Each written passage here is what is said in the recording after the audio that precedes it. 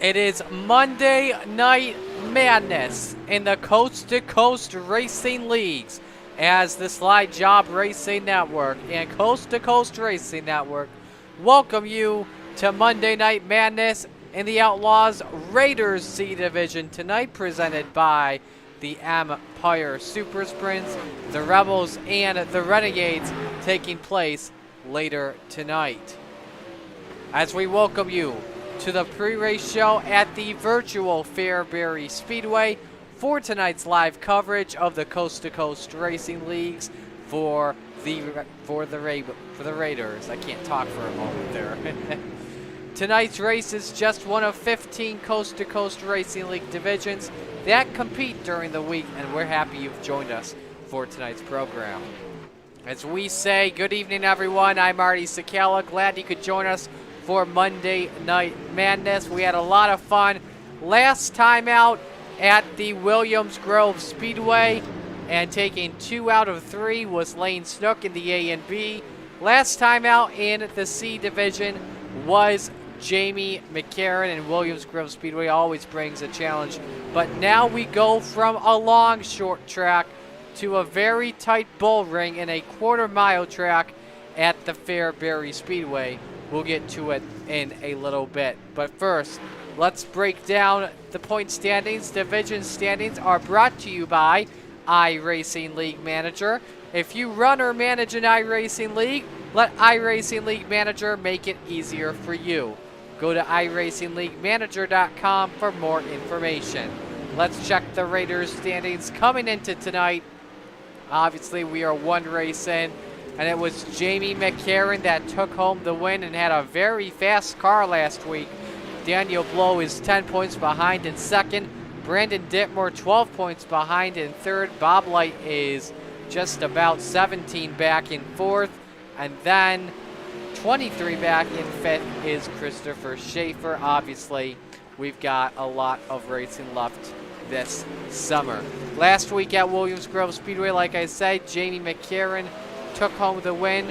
Only 2 incident points on his resume. Had the fastest lap of that race last week, a 19.096. Daniel Blow second, Brandon Dittmer third, Bob Light fourth, Christopher Schaefer fifth, Bruce Hilton sixth, Luke Kazarek seventh, Nicholas Schell eighth, Rory Collins ninth, and Bob Curtis rounded out the top 10. We had 20 drivers take the green last week in the feature, and we've got a whole lot more. 26 drivers right now on the entry list in advance of the Raiders featured later tonight. So don't be surprised if we see a B main. Let's break down the Fairbury Speedway, 0.28 mile traditional short track dirt oval. They call it America's dirt track. 10 degrees turns on the banking and 4 degrees in the straights.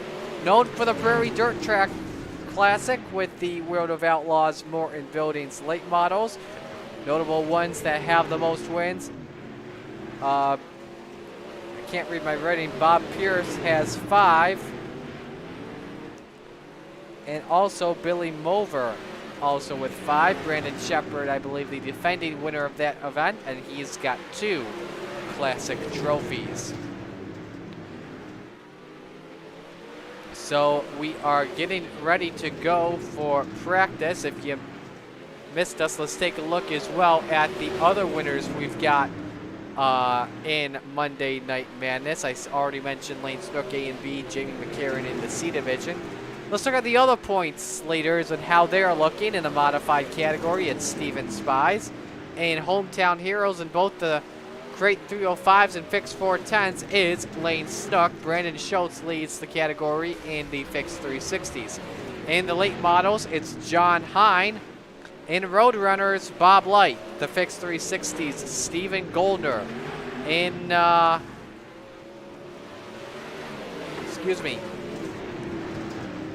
in the RT class, G.J. Boydell. In the V class, the new Formula V, Jeffrey Barker. In Cup, Andrew Smith. And in the trucks is Brian George.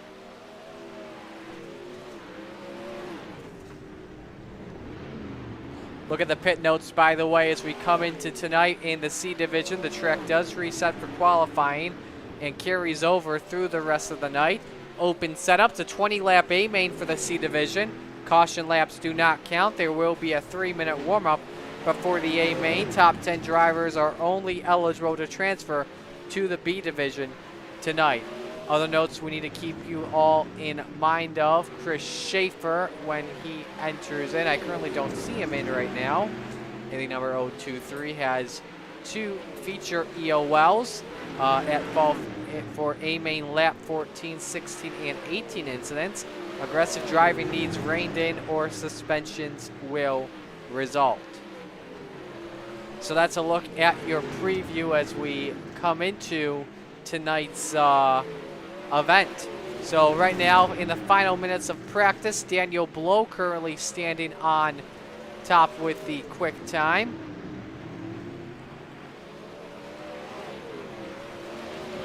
And we'll actually get you their best time here. It is a 11.174 for Daniel Blow, and the Aussie Jamie McCarran just a tenth behind at 11.242. Dean Reynolds, the leader of the Empire Super Sprint and Super Dirt Car Series, with an 11.288.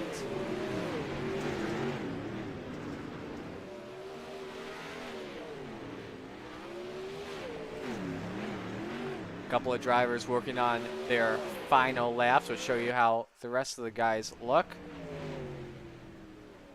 And there you see them on your screen. 28 drivers on the entry list for the Raiders tonight. And this should be a good one, no question about it. Who's going to that victory lane right there?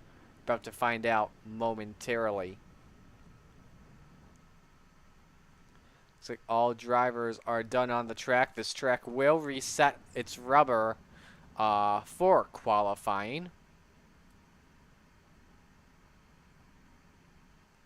So we will get that set up for you here in just a moment. Qualifying brought to you by the Pitside Podcast. Join Preston Cranmer and Roger Craig on the Pitside Podcast each week as they discuss the latest news and developments in the Coast2Coast Racing League, as well as any other racing news inside and out of iRacing, only on the Coast2Coast Racing Network. So qualifying starting up momentarily as the checkers are out for practice. We'd like to welcome our viewers on the Coast2Coast Racing Network live stream right now. Currently 8 viewers at the moment. Let us know who's watching, where you're from, and who you are rooting for tonight. So qualifying just about to go down. You will see the times all on the left of your screen. And we got a couple of drivers we will watch. And looks like the first one we'll watch is the driver of the number 419, Luke Gazarek. Luke Gazarek in the number 419. And we'll make sure that all the times are shown on your end.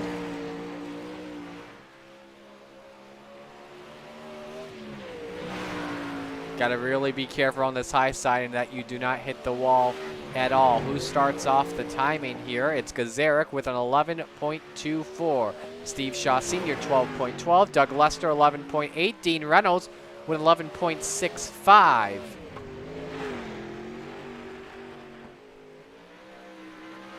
Watch the 116 of Rich Holland. Gazarek currently with the quick time of 11.24. Rory Collins is third with an 11.3.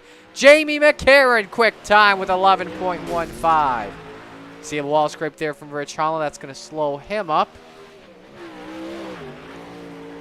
Let's watch Steve Maurer in the number 888. Again, currently it's Jamie McCarran with an 11.153, about a 0.05 faster than Jesse Atkinson. Keep in mind we do invert the top 4 from qualifying in these heats. Maurer at 11.85 is how he looks. Couple of more drivers just wrapping up. Here comes Chris Lloyd to complete lap number 1, 11.73 for the driver of the 68. Brad Wright coming across the start-finish line. for his second lap, and 26, 12.17. Craig Vall, 11.93. Someone just moved up to the top of the charts. I believe it was Nick King with an 11.57, good for 12th. Brad Wright goes to 6th.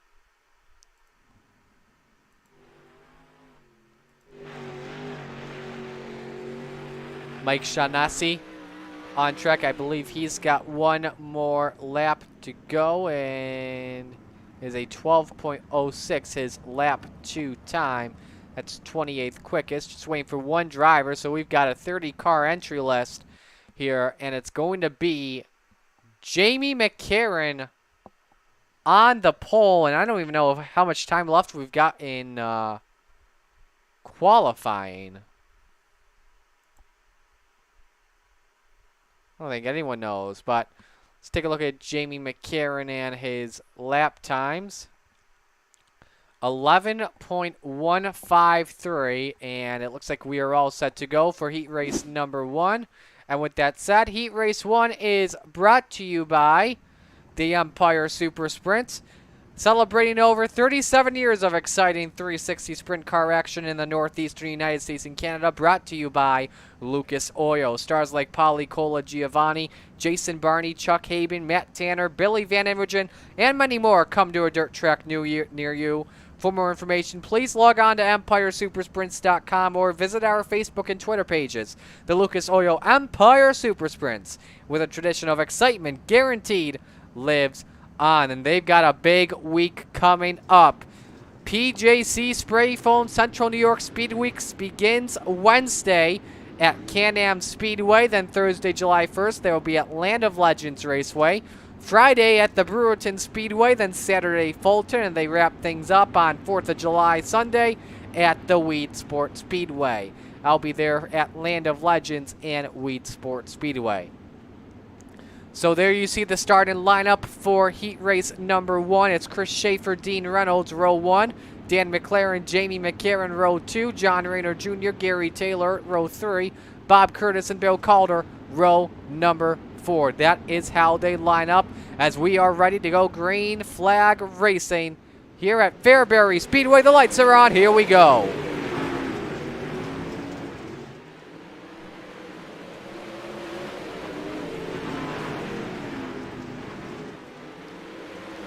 Good start there by Dean Reynolds as he leads lap number 1. Schaefer takes a peek down to the inside, the cushion where you want to be. And off turn 2, Reynolds clears Schaefer. That is McCarron. Oh, Schaefer bobbled it. And on he goes. Up on his side. And he likely will be going to an LCQ. So it's Dean Reynolds that continues to lead, but A.J. McCarron is all over his rear bar as they continue to battle for the race lead. McLaren's in 3rd, Gary Taylor 4th, John Rayner Jr. rounds out the top 5.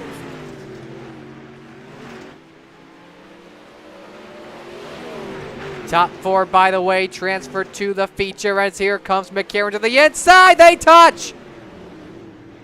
Wheel-to-wheel racing at its finest. McCarron on the inside takes the lead away from Dean Reynolds with 2 to go in heat 1. Reynolds not backing out of it just yet. White flag in the air, 1 lap to go. Gary Taylor currently has the final transfer spot in 4th. John Rayner, the first one out in 5th.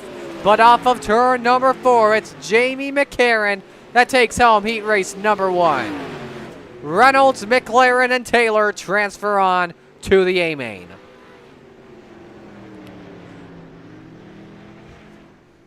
That was a good one to start things off. Heat race number 2 is brought to you by Icon Sim Sports. They aim to bring the sim racing community one-of-a-kind fixed chassis unlike no other, while exemplifying extraordinary customer service to its patrons. Imagine having a sim racing chassis built specifically for you.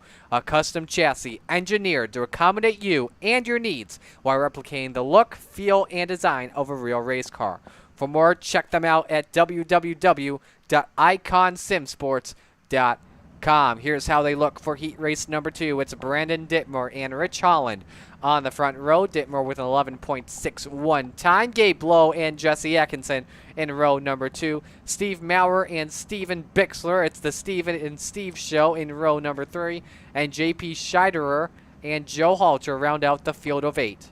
So we'll split the field in half, who transfers into the A main and who goes through to the LCQ.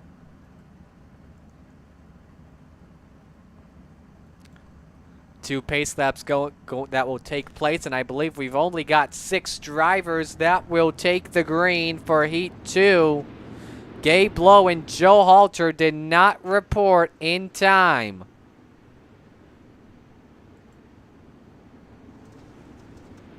Unfortunate break for them.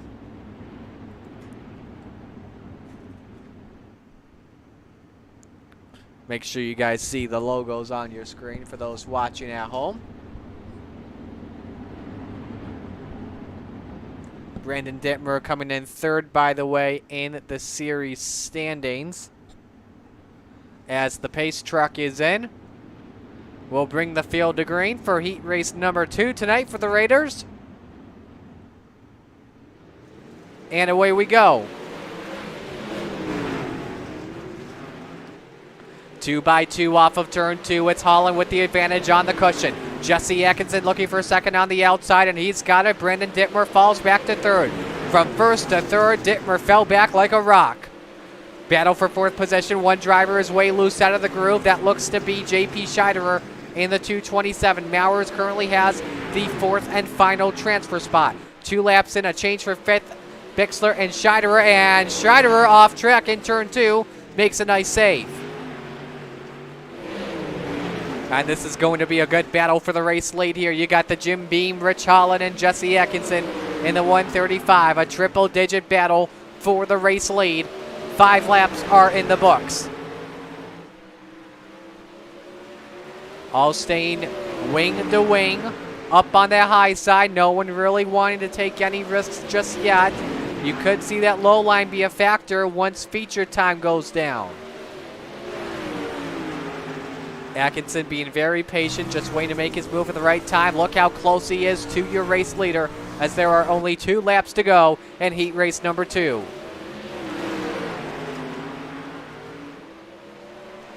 White flag is out, 1 lap to go for Rich Holland and the number 116. Atkinson trying to set something up here. Off of turn number 4, Atkinson can't do it. Dittmer tries, can't get 2nd. Rich Holland takes home heat race number 2. Atkinson, Dittmer, and Maurer transfer in.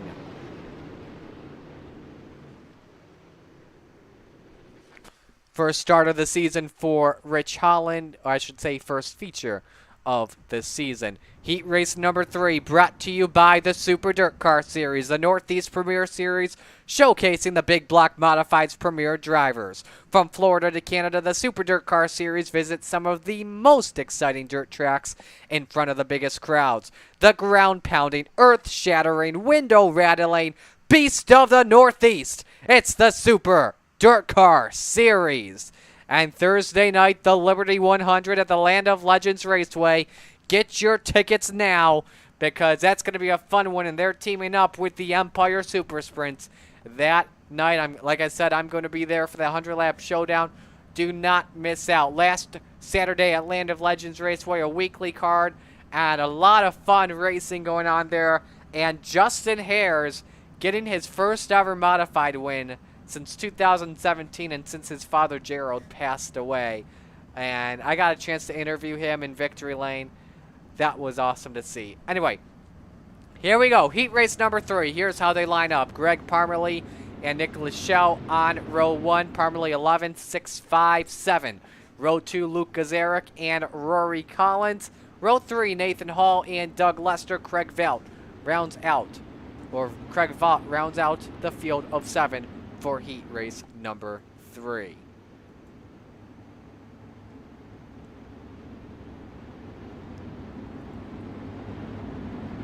Here we go again, 8 laps, top 4 transfer on in.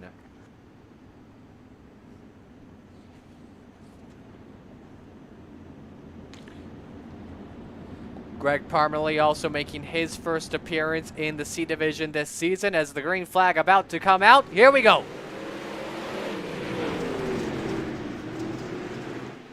High side where you want to be. You don't want to be a guy that starts on the pole. It's Nicholas Schell with the advantage over Parmalee. Gazaric in third position, and they are side by side a drag race. I think you could give it to Collins there by just about a scotch. Gazaric with the advantage on the top shelf on the cushion now, trying to look for second on Parmalee while Schell has checked out.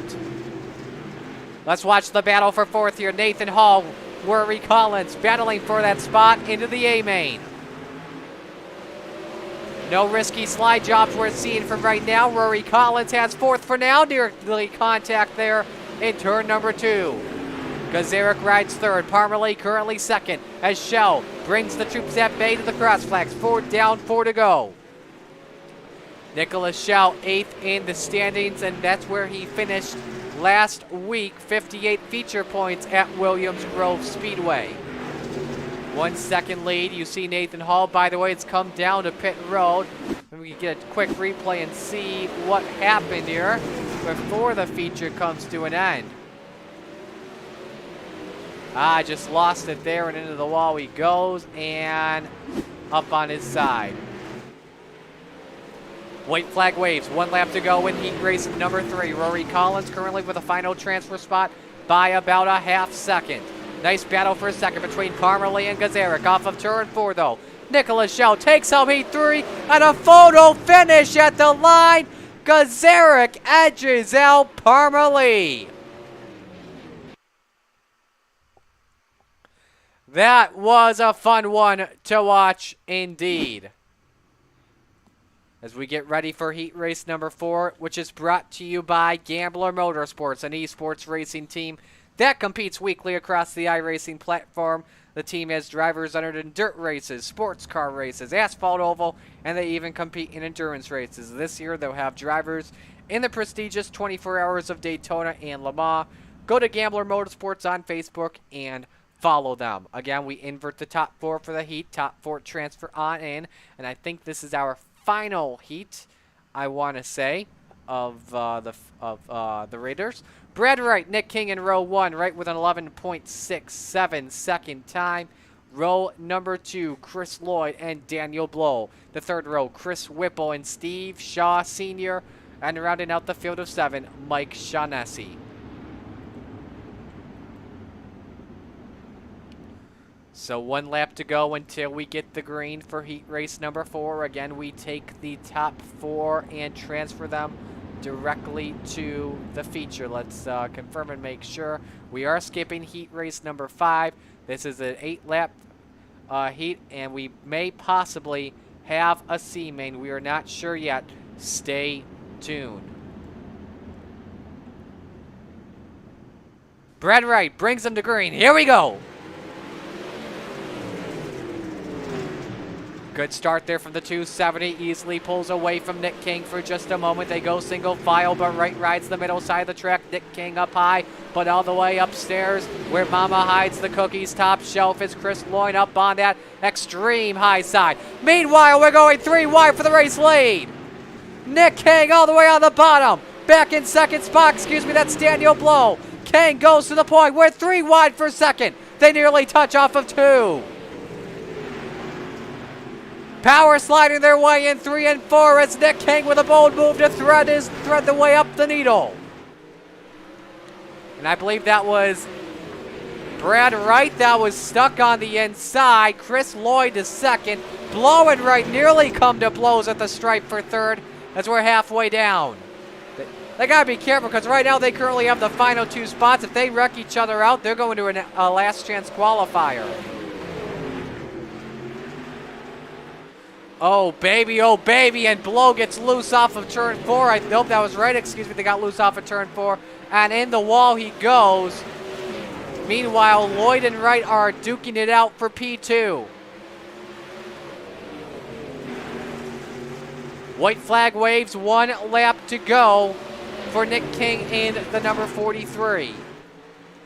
15th in last week's event coming from Williams Grove Speedway, and off of turn 4, Heat 4 win. Lloyd second, Wright third, and Daniel Blow fourth. Great heat race number 4 there, friends. That was fun to watch.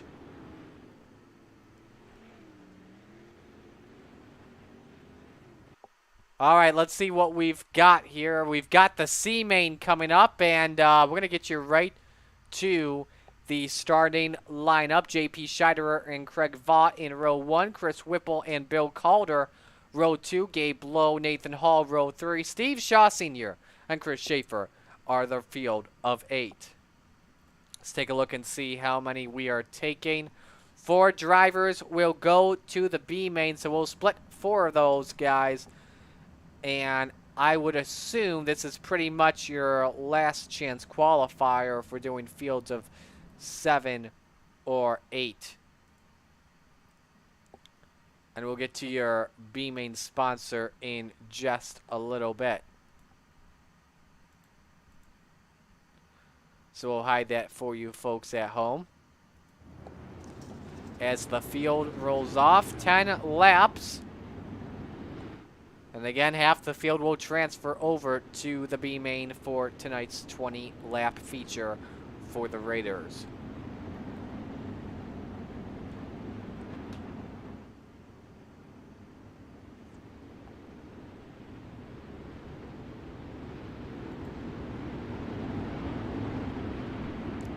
Chris Whipple and Craig Vaught, your front row. Craig Vaught coming off an 18th place finish last week at Williams Grove Speedway. And here we go to get to the green flag. Vaught was way off of Whipple. And here we go. Gabe Lowe takes it away and now looks inside on Whipple for the race lead.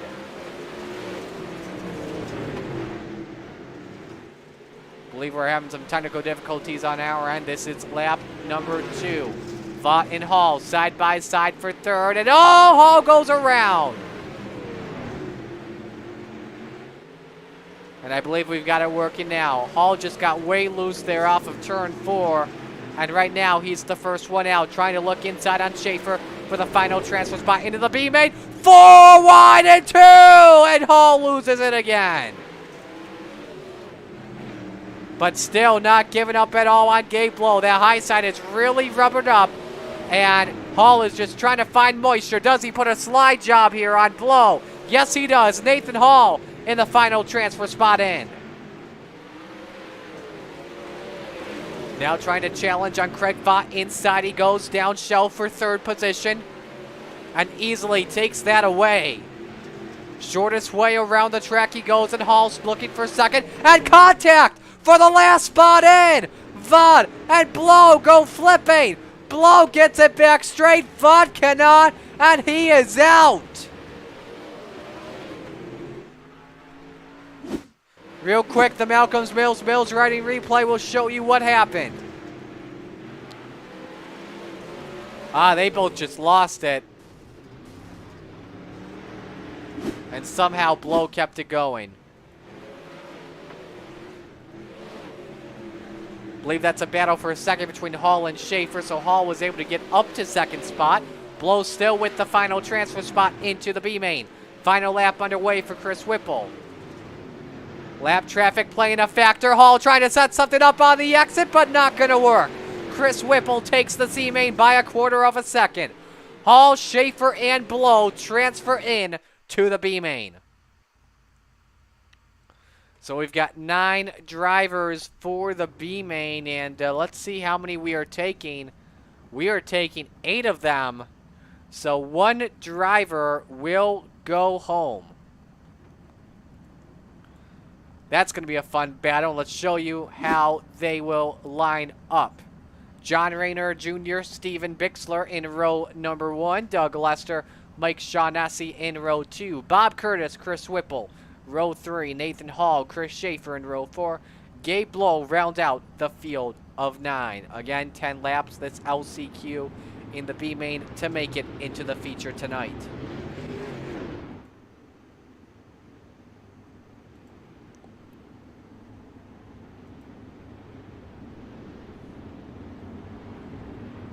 John Rayner finishing 14th at Williams Grove last week. Steven Bixler starting in second, Mike Shaughnessy in third, Doug Lester in fourth. A lot of these drivers, I believe, trying to make their first feature of the season. Bob Curtis, 13th. Finished 13th last week at Williams Grove Speedway. As the B main about to go down, we are green. Good start for Rayner. Can he clear Bixler up on the outside? Yes, he can, and takes it away. First guy out is Nathan Hall in the 028. But inside goes Bixler. Contact, and Bixler's to the wall on 2 wheels. They save it, and we've got a big flurry in turn 2. Gabe Blow, the one affected the most from it. And that's going to really change everything, and he's not happy. Oh, man. Blow's night is done. Unless they give him like a nice provisional, but right now I think we've got our field of 8 that will transfer in to the feature. Doug Lester with the lead. Our B main, by the way, tonight brought to you by SBGC 3D Printing. They've been involved in 3D printing since 2016 and are committed to making this cutting-edge technology accessible for anyone who has an idea that needs to be manufactured. Using a 3D CAD program, they'll work with you to create your invention or creative product. Schaefer trying to close in on Lester for the race lead using the outside. But there's not a lot of groove work there. And Bixler is way loose off of turn 4, guessed it way too early on the rubber, and this is going to help Shaughnessy try to take away third position. Nathan Hall, by the way, is in the pits. For those wondering, and a change for the lead, Chris Schaefer on the outside of Doug Lester. This is for a B main win, and Schaefer takes the lead away as we come to the white flag. Lester's in the wall. We're on the last lap. Let's see if Bixler and Shaughnessy can close in. Doesn't look like they can. Chris Schaefer wins the B main and transfers into the feature. Lester, Bixler, Shaughnessy, Whipple, Rayner Jr., Curtis, and Hall make it in.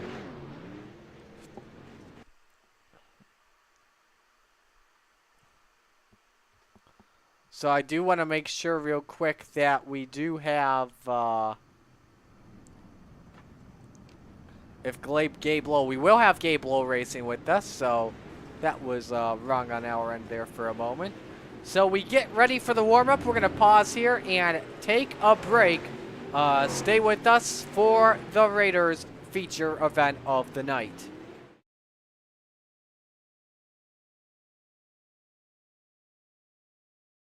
People want to have a one-stop shop. They need us for now all these different services, not just the heating and air side. When things are going wrong, you want the company that's going to be able to get things done as fast as possible for you. Today we're going to be in over 600 homes. What the customers can count on is we're going to send a competent person to your home with a vehicle that's stocked and prepared. We're going to do what's right. Right now, we're waiving our $79 service fee with any Cool-Ray, Brightbox, or Mr. Plumber service.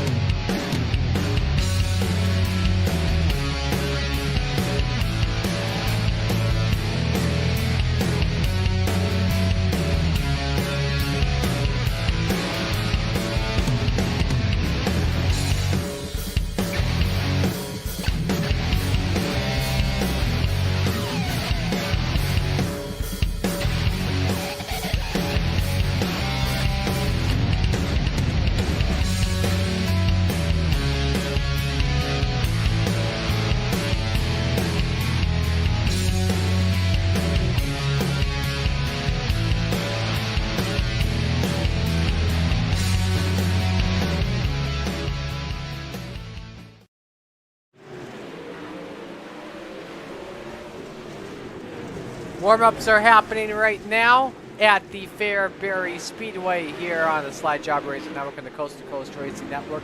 Let us know if you're watching on the YouTube chat, where you're from and who you are rooting for. Mr. Plummer has been serving the Atlanta metro area for decades, and they bring that experience to every job they do. Mr. Plummer is Atlanta's most trusted name in plumbing and drain services. Excuse me.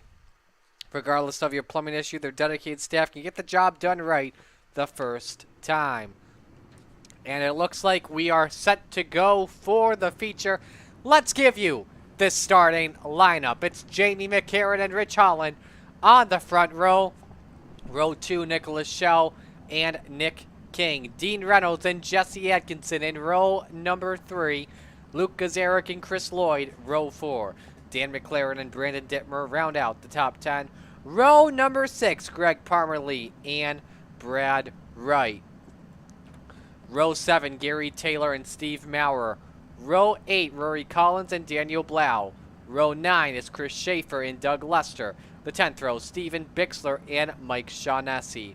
Row 11, Chris Whipple and John Rayner. Row 12, it's Bob Curtis and Nathan Hall. And then the rest of the field, I believe, that's all we got, I believe. Yes, it is. That's your field of 24 that will take the green. Again, as you see, 20 laps. Caution laps do not count in the C division. Top 10 can transfer to the B division, the Rebels, as long as they have an IL under .225. Track definitely has rubbered in from the start, from warm-ups. As the pace truck is in, Jamie McCarran on the pole. Won last week. Can he dominate again tonight? We're about to find out. The first feature of the night is green. McCarran immediately clearing Holland as we're 3 wide off of turn 2. Contact all over the place. Nearly spinning out, I think, was Dean Reynolds in the 79. Drivers using the low line. Drivers using the high line all over the place. Nick King currently second. Rich Holland in third. It's a 3 wide down the back straightaway. And the yellow lights are on, and we've got a big issue. Bunch of drivers crash. I believe the notable one was Steve Maurer in the number 888.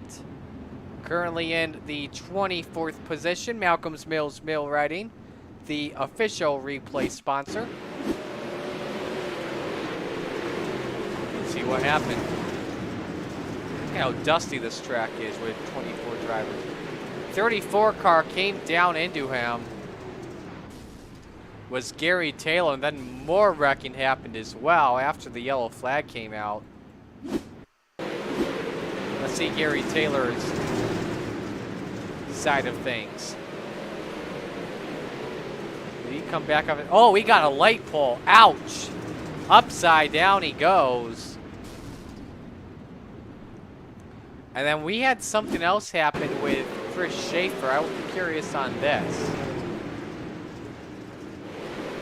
Oh, excuse me, actually, we are back to green, so they come quickly. Good restart for McCarran and the 335. 135 of Atkinson is loose upside down, and the yellow's back out. Couple of drivers in the wall.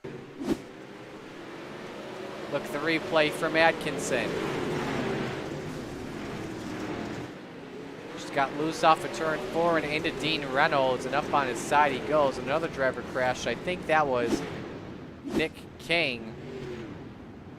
That was running in second at the time, and it was. Let me see if we can watch him real quick before the green flag flies again. Ah, that guy ahead of him got into him. I'm trying to see who that was. I want to say it was either Rich Holland or Dan McLaren. Lights are out, 1 to go until we get the green flag. Single file restarts here. in the Raiders C division.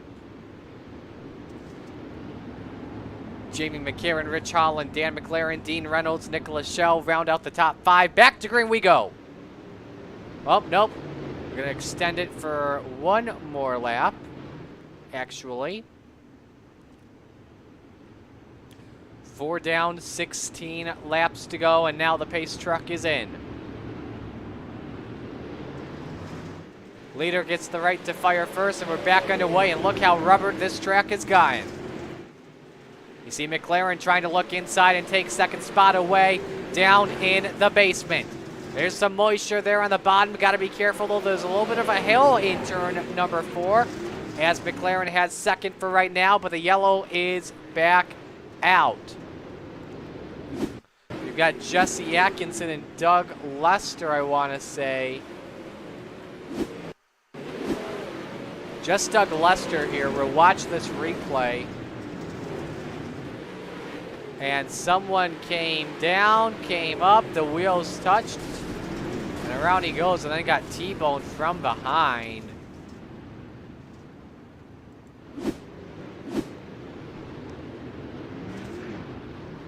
And that puts him into the back. Based in Oakland, Ontario, Canada, Malcolm's Mills Millwrighting is a full-service millwrighting contractor featuring custom welding, fabricating, and servicing industrial. I believe that says, I don't know what that says. The image is blocking my script. So we're going to try this again, working lap number 7 of 20. McCarron, Holland, McLaren, Reynolds, and Schell, your top 5 as we are back to green. Nice restart from McCarron. McLaren tries the inside. And 1 second all the way down on the bottom of the track before the rubber sets in. McLaren is making a start to rubber up just a little bit. I don't think he got second at the stripe over Holland. It was close. And oh my! Couple of cars on their roofs. Bob Curtis and Steve Maurer.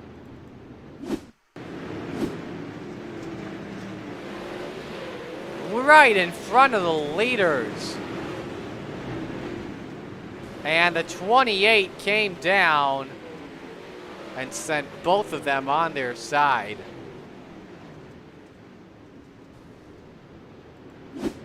That was Nathan Hall in the number 28. His day goes from bad to worse.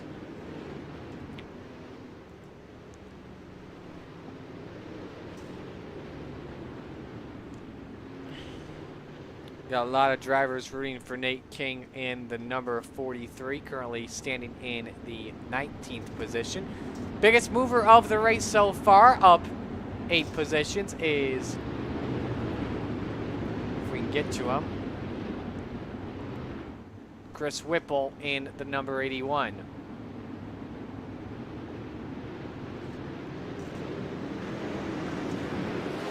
Back to green we go.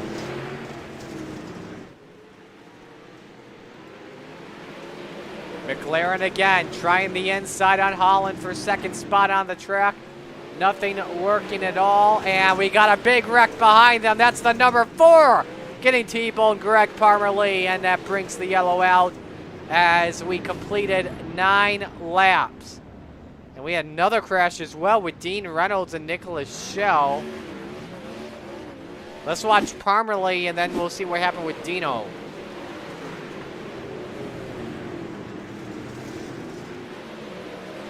Just over-gassed it. And up on the wall he goes. I want to see Dean Reynolds here too, because we got reports that he spun, was in the 4th position at the time. Oh, he just got turned. Oh, man. And that was Nicholas Schell that got him and put him on his side. That's unfortunate. I was trying to get it righted. And that puts Dean back in the 21st position, and what a shame. Reynolds was looking at a top 5 day, and that just changed everything. So we're halfway through the first feature of the night. Don't forget, after this, we've got the Rebels division coming on up.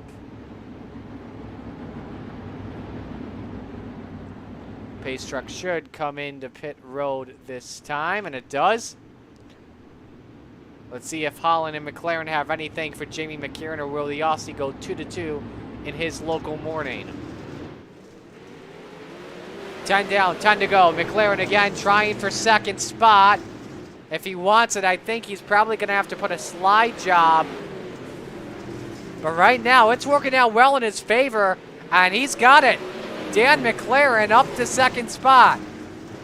Highest position he's been in so far today as we come to 8 laps to go. Side by side for P4. Luke Gazaric inside on Rory Collins. Yellow flights are on again.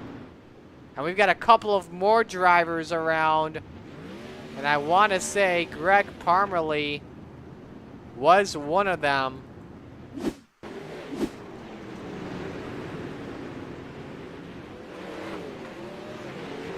That's off of turn 4. Let's see what happens in 1 and 2. Just got a little hit from behind and put the car to a stop. And that's what brings out the yellow.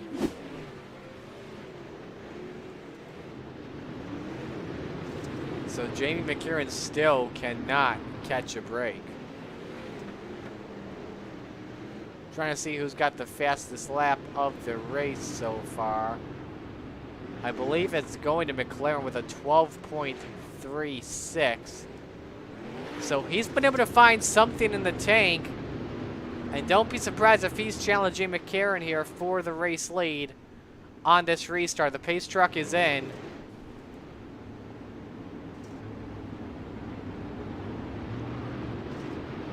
McCarran forces him high to low, and McLaren sets up the bottom here for the race lead. Side by side off turn number 2.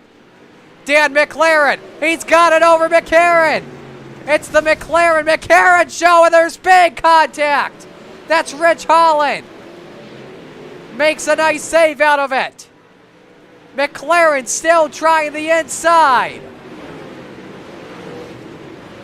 Off of turn 2, McLaren has the edge by about a car length as they're about to endure lap traffic with 6 laps to go. We've got one sideways, and I think McLaren's got the lead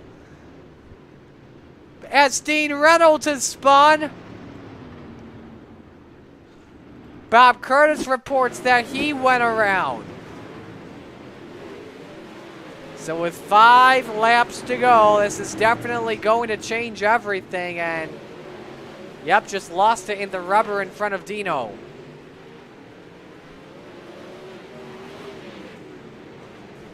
And came down into the 68. That's not good. That's Chris Lloyd, by the way, that got a piece of it. So how about Dan McLaren? He's been able to get the low line figured out. Only one that's been able to figure it out. Let's see if Jamie McCarran decides to set the low line up.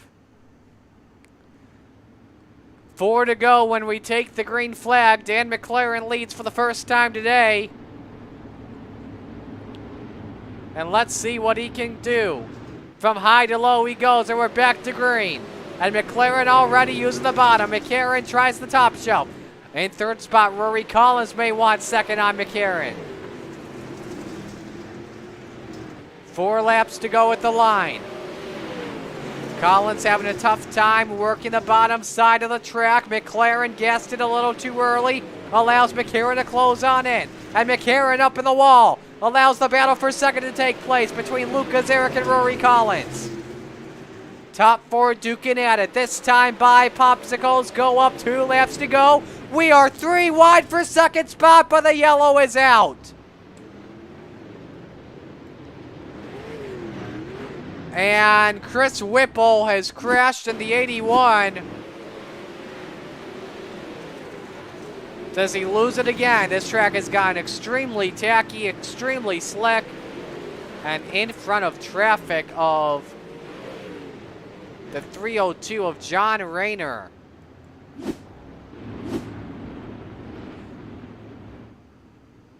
So I believe we are looking at a green-white checkered. We have up to 2 attempts of overtime if necessary.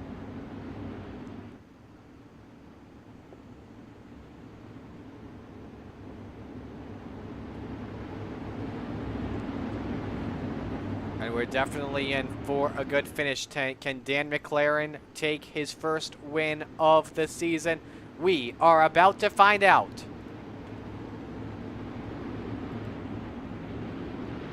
McLaren goes. We're back to green. One driver loosens. Collins off of turn 4, stacks the field up. McLaren trying to use the outside. Shuts the door on Gazaric. They're trying the outside. Well, Dan McLaren all by himself on the bottom side. Yellow is out. We're not done yet. Brad Wright crashed into 270. Somebody come down. Oh, he clipped the Tory tire there, and up he goes. In front of, I want to say, oh, in front of 2 drivers and sent right barrel rolling. And landed it, actually, so not bad.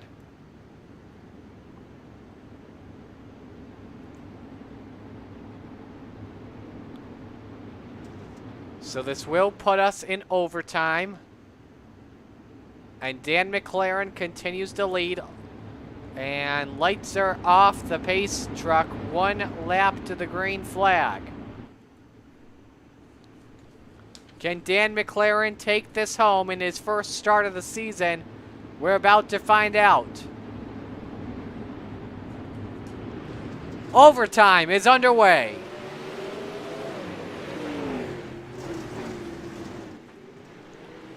Bunch of drivers checking up, and McLaren clears Jamie McCarran. McCarran or McLaren. Who do you got? White flag in the air. 1 lap to go. Luke Gazaric and Rory Collins side by side for third, but down the back straightaway for the final time. It's Dan McLaren in the number 89. The Canadian picks up its first win of the season in the Raiders.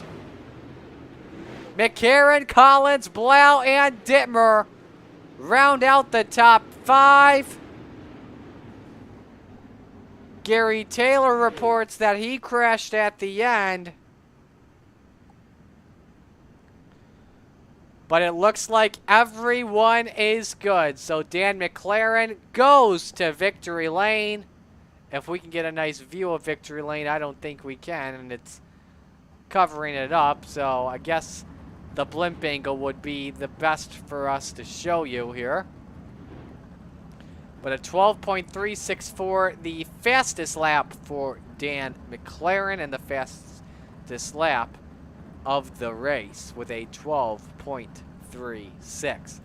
The Hard Charger Award brought to you by A&J Custom Creations and specializing in laser engraving and CNC machining. A&J puts their craftsmanship to work in every wood, trophy, and plaque they produce. A&J provides trophies and plaques to all of Coast2Coast Racing League division champions. Contact Andy Patton to order your custom creation today. Hard Charger, we got 2, actually 3, up 12 spots each. Rory Collins, Daniel Blow, and Nathan Hall from 15th, 16th, and 24th. That is very impressive, my friends. So now stand by as we wait to talk with your top 3. Trying to see if Rory Collins is in here first.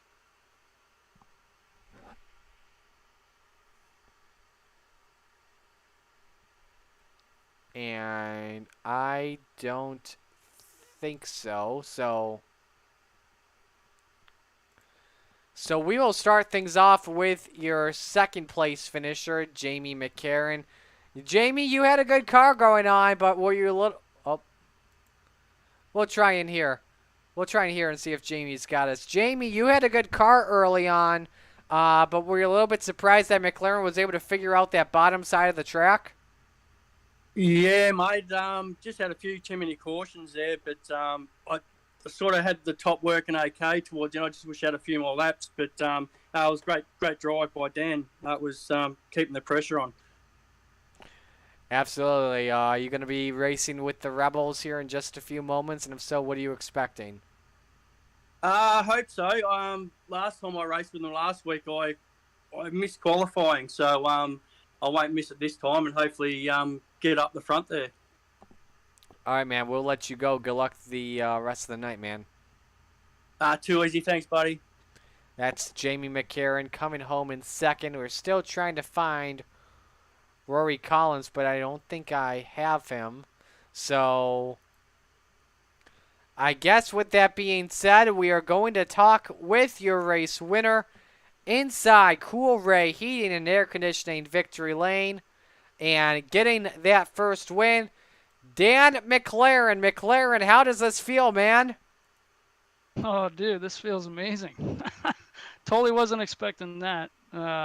Practice in the heats. Other guys seemed a lot quicker than I did. I just can't believe I made it work on the bottom.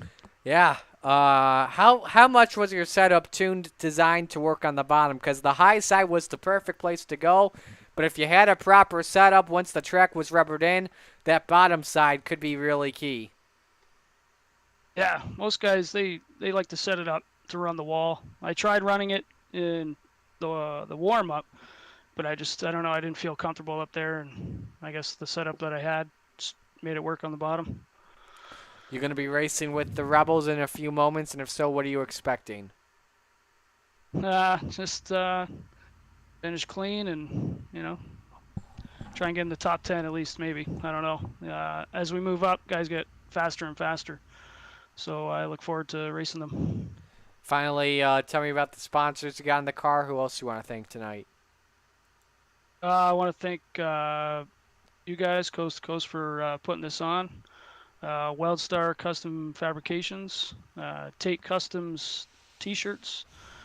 Yeah, I think that's about it. That's on the wing. Good luck the rest of the night.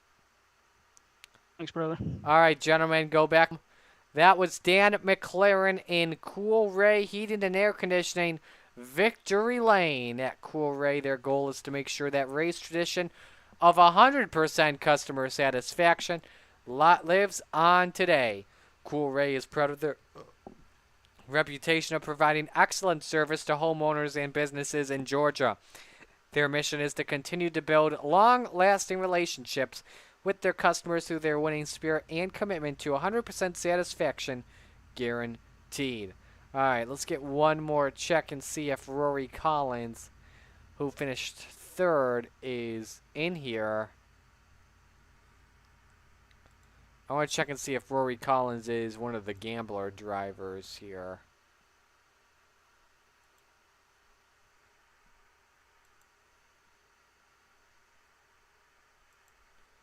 And it doesn't look to be that way, so we apologize that we do not have Rory Collins with us. But let's show you the official results. And that is from the warm-up. Let's get right to the feature results here. McLaren the win, McCarron second, Collins third, Blau fourth, and Dittmer fifth. Rich Holland sixth, Chris Lloyd seventh, Stephen Bixler eighth, Doug Lester ninth, and John Rayner 10th. There you see the rest of the field, and we will show you the remainder of it right now. Tough break for Dean Reynolds in the 790. 24th place finish and had a top 5 car without question. And it's just unfortunate that he was unable to get things done. Dean, I look forward to seeing you on Thursday, and at the same time, getting at you for finishing in 24th tonight when he had a top 5 car. I'm just kidding, man. Looking forward to seeing you on Thursday night, indeed. So we will take a break here and pause, and when we come back, it will be Rebels time, brought to you by Malcolm's Mills Mill Riding. So stay with us, everyone.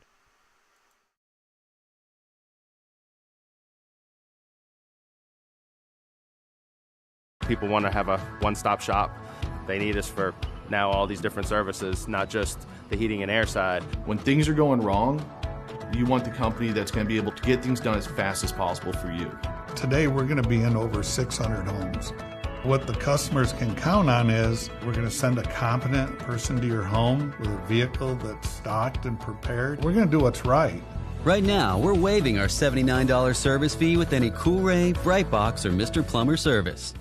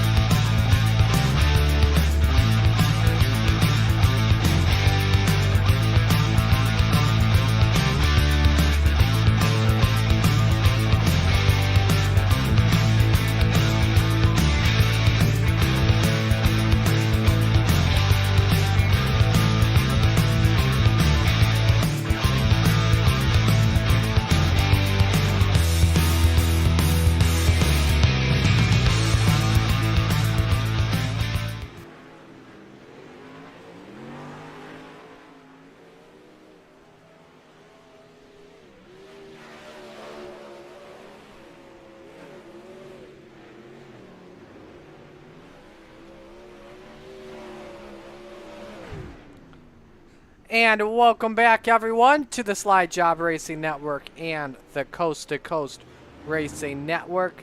We are getting set to continue Monday Night Madness with the B Division, the Outlaw Rebels, and this is brought to you by Malcolm's Mills Mill Writing. Currently, right now, on the entry list, we have 20 drivers all set to go for this one.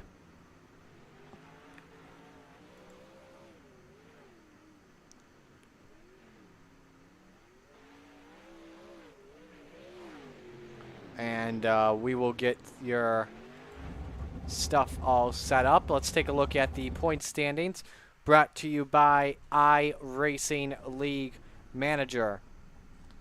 Last week at the Williams Grove Speedway, it was Lane Snook that took home the race win.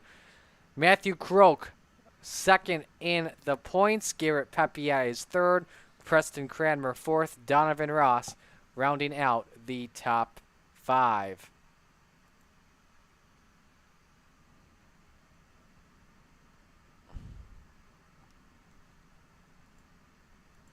So while we're at it, you can take a look at the best times on your screen. We've seen some 11-second times tonight. Haven't seen anything in the 10s yet from what I know. And again, 20 drivers will take the green. So Snook leading by about 12 points. Then 13 back, Garrett Pepiat, and tied with Preston Cranmer there. 22 back is Donovan Ross, and 23 back is Connor Ross. Terry Landis is 26 back, 27 back, Brennan Lacey in 8th, and then Nicholas Shell is 9th in points with 49. Joe Beck is 10th with 45. 5. Got a couple of drivers currently on track as of right now. Charlie Bragg and Donald Dory running in 15th and 16th quickest.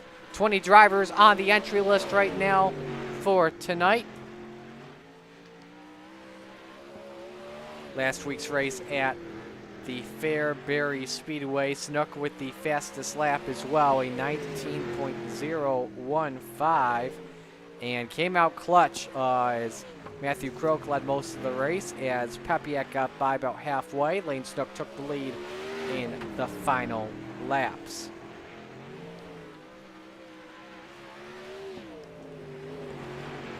So we should be a couple of minutes out from beginning. Let's take a look at the schedule while we are at it coming up in the Coast to Coast Racing League. We are in week number 2 of the 2021 summer season. Tomorrow night, the Can-Am Racing Team bring you the Coast to Coast retreads at the Volusia Speedway Park with a fixed 360. Then on June 30th, we start things off with Formula V racing at Canadian Tire Motorsport Park in Mosport. Then it is the Hometown Heroes Hawkeye Challenge with the fixed crate 305s, the fixed midgets, and the 305 Dirt Mod, Pro Late Models, UMPs at 9 o'clock. Thursday brings you Thursday Night Thunder. We start things off in the afternoon with the Mazda, Cadillac, and McLaren at the Charlotte Roval. 7:30, it's fixed 358 big block modifieds at Volusia, Pro Late Models at 9 o'clock on OSRN Wednesday and Thursday night for Hometown Heroes and Thursday Night Thunder.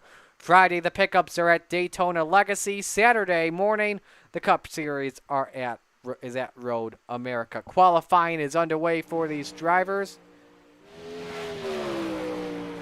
And we will start things off as a couple of drivers go up on their lids. We'll watch Garrett Pepe out here in the number 211. See who starts the time off right. It is Pepiat with an 11.21. McCarran second, 11.28. Let's see if they can improve on their time. McCarran up to second quick, 11.27. Donovan Ross across the start-finish line is up to second quick, 11.245 for Donovan Ross. Lane Snook clocking in fifth with an 11.28. Donovan Ross calling it. Dan McLaren coming out for the C Division win. We'll watch him as he comes across the start-finish line for his second lap. Up to fourth quick at 11.26 even. Joe Beckett's ninth quick. Andrew Smith working on his final lap, currently 15th quick with an 11.60.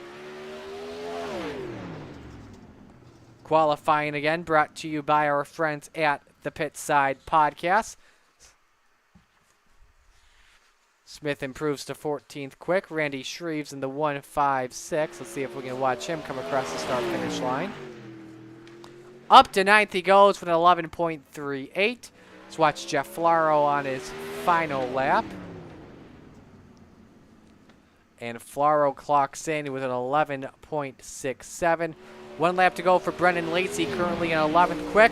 Improves it up to fifth with an 11.26. And he cartwheels to celebrate. And it looks like qualifying has come to a halt.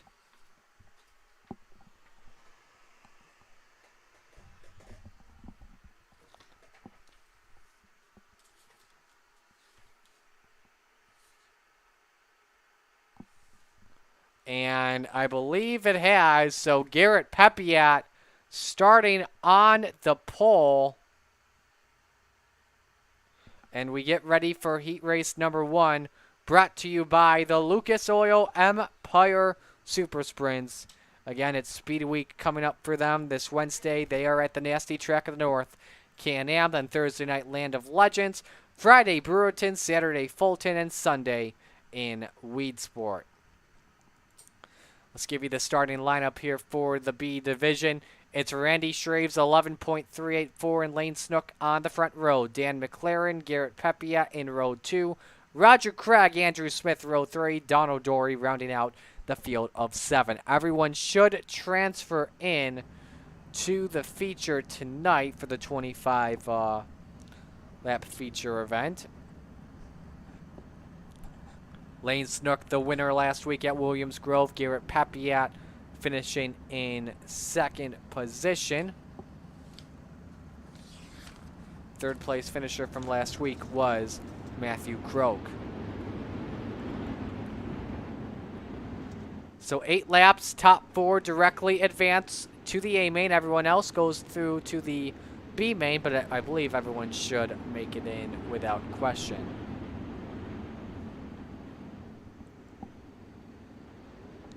First time seeing Randy Shreves here tonight in Monday Night Madness. Shreves not having a good race last week, a 22nd place, 19th place finish at Williams Grove Speedway. So, first heat race of the night for the B-Class Rebels is about to go down. We're underway. 3 wide off of turn number 2, and look at Lane Snook all the way up to the top shelf. From 4th to 1st, Lane Snook leads lap 1, Shreeve 2nd, Pepe at 3rd, and looks to the inside, challenges for 2nd. Tries to put the slide job on, does not work things out. Dan McLaren currently with a final transfer spot in 4th position. Pepe had tried to slide up once again, does not work. Shreves keeps 2nd. All remaining single file is Roger Craig, Andrew Smith having a nice flurry for 5th position. And they change. Smith is up to 5th. Meanwhile, Pepe had all over Shreves for 2nd spot on the track. Look how close there you see Shreves getting to that wall. Top 3 have pulled away. Now let's see if Andrew Smith can close in on Dan McLaren for the final transfer spot directly into the A main. Doesn't look like anything coming into fruition. So, Lane Snook, 11.10, tied with Randy Shreves for the fastest lap of the race. Unless you put it into the hundreds, the thousands category, it is Lane Snook, 11.088. Final lap underway in heat race number 1. And last week's winner in the Rebels and Renegades takes heat 1 and starts on the pole for the 25 lap feature. Shreves, Pepia, and McLaren transfer on in. Heat race number 2 brought to you by Icon Sim Sports, and we'll get you the lineup here in just a moment. Joe Backus and Matthew Croak, row 1. Backus with an 11.389. Brennan Lacey and Donovan Ross in row number 2. Terry Landis, Charlie Bragg in row 3. Jeff Flaro rounding out row number 4. 20 viewers, by the way, right now on the Coast2Coast Racing Network, and that is an awesome sight to see. Welcome those of you watching. Let us know who's watching, where you're from, and who you're rooting in for in the B division tonight. So there you see Joe Backus starting on the pole in his first race with Coast2Coast in the B division, and I believe he is actually going to the back and taking an EOL. Not sure. Let's see if we are aware of this at all.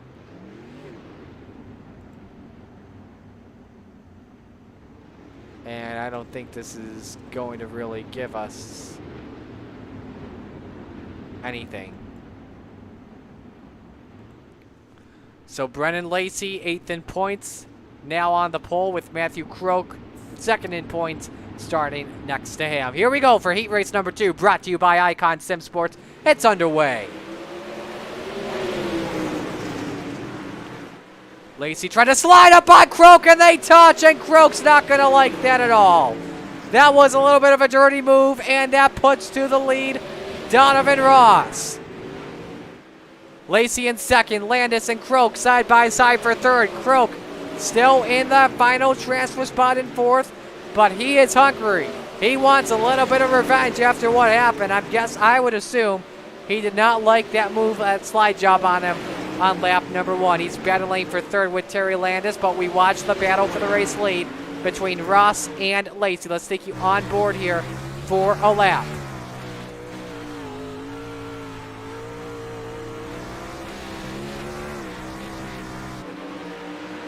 Trying to get something going. He's got to run to the outside, and you've got a new race leader. Lacey to the point. Ross tries the slide job. Does not work. Coming to 2 laps to go. Brendan Lacey, Donovan Ross, Matthew Croak, Terry Landis. That's your top 4. Jeff Flaro, the first one out in the number 200. And that's just about a second back. As the field is pretty much scattered around this track. White flag in the air. 1 lap to go in heat race number 2. Ross trying to close in on Lacey. Can Ross send it in here on the bottom? It's worked for some drivers so far tonight. Tries to slide up and does not work. Brendan Lacey takes heat 2. Ross, Croak, Landis each transfer in. So now heat race number 3, brought to you by the Super Dirt Car Series. And here's how they line up. Brandon Dittmer, 11.461 on the front row next to Preston Cranmer, who had a good race last week at Williams Grove Speedway. Row 2, Jamie McCarran and Jack Hitt. Bob Deegard and Mike Cranmer round out the field of 6. Cranmer finishing in the 4th position last week at the Williams Grove Speedway. Brandon Dittmer, as I try to find him on my end, first start of the year.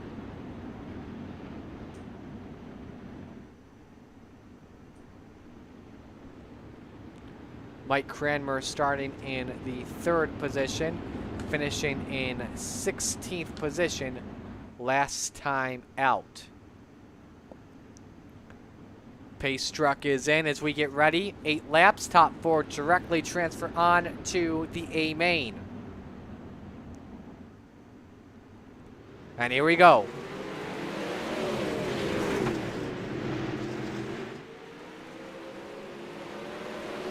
Dittmer and Cranmer nearly touching us. Preston Cranmer with the edge. Dittmer second. Jamie McCarran looking for 2nd position. Finishing runner-up in that feature after leading the most laps in the C Division feature for the Raiders. Mike Cranmer currently with that final transfer spot, but Dittmer trying to close in on Cranmer. You got Mers at the end in 1 and 2, and then an Aussie in 3rd position. Cranmer in 4th, Bob Degood, Jack Hitt battling for 5th on the track. And now it's close for the race lead. They touch bumper to bumper. Cranmer and Dittmer. Dittmer decides to play the conservative game and wait. Cross flags up. 4 down, 4 to go. Off of turn 2, they're all hugging that cushion the top side for right now. It's starting to get a little bit rubbery. And Dittmer up in the wall. That allows Cranmer to pull away by about a half second. Now McCarran trying to learn from the last division and use the bottom side. Battle for 4th. Jack Hitt on the outside of Mike Cranmer. And it's in the wall once again. And that cost him another spot in a couple of tenths. 2 laps to go, but that battle's not over yet. For 2nd, though, Dittmer and McCarran duke it out. McCarran on the inside. Dittmer's in the wall, and he is slow, and he's off the pace. He is off the pace, and there's contact. Cranmer wins the heat. McCarran 2nd. Jack Hitt 3rd, and Bob Degood 4th. 2 guys you didn't expect to directly transfer. What on earth happened to Brandon Dittmer?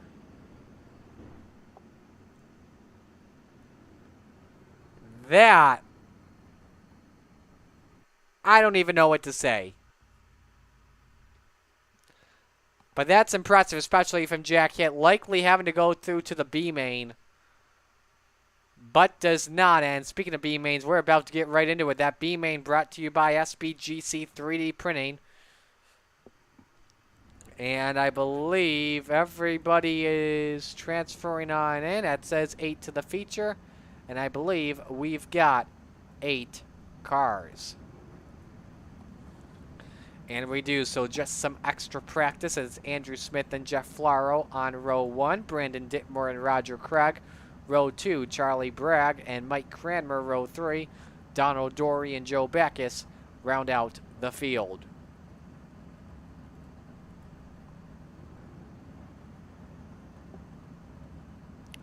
Ten laps again, everybody transfers on in. Joseph Canellas says, nice heat race. Definitely was a good heat race indeed.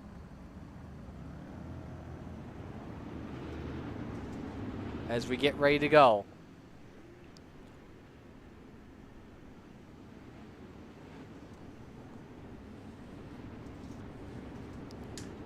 Andrew Smith, his first race of the season. Jeff Flaro coming in 16th in the standings and 14th last week.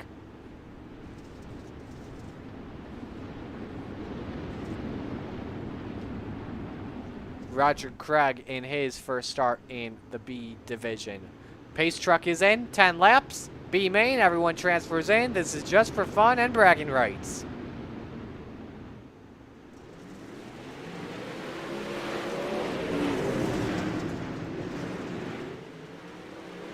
Good side-by-side racing for the lead. Flaro looking for it on top shelf cushion. And can he get it on lap 1? Yes, he can. Over Andrew Smith, who's still trying to rock the bottom of the track. Now working the neutral groove. Duking it out for the top spot. Roger Craig back there in third in case something happens. But hello, Joe Backus trying to put the slide job. But for 2 laps, these top 2 drivers have been side by side. Looking to go number 3 here. Smith's got the lead over Flaro. Flaro still using that cushion as his best friend. Gets all the bite on the exit. Smith trying to slide job the 200, and Smith clears Flaro for the race lead. Flaro back in second. Here comes Backus looking for P2 on the track. Good racing all around here. 5 drivers under a blanket for now as Craig and Cranmer touch, but they keep it going. And now for the race lead. It is Backus underneath on Smith, and Backus to the lead, and there's contact! Down the back straightaway, that's Andrew Smith and Mike Cranmer getting into it. That puts Charlie Bragg up into P4. And Smith upside down now in the 79. Collects Donald Dory also up on his roof. That leaves 6 drivers left. And Joe Backus has the lead. Battle for second, Roger Craig and Jeff Flaro coming to 2 laps to go this time by.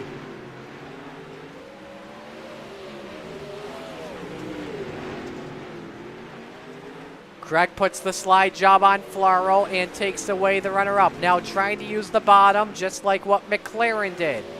White flag is out, 1 lap to go for Joe Backus. Final lap before the warm-up. Again, everyone transfers in. Joe Backus takes the B main.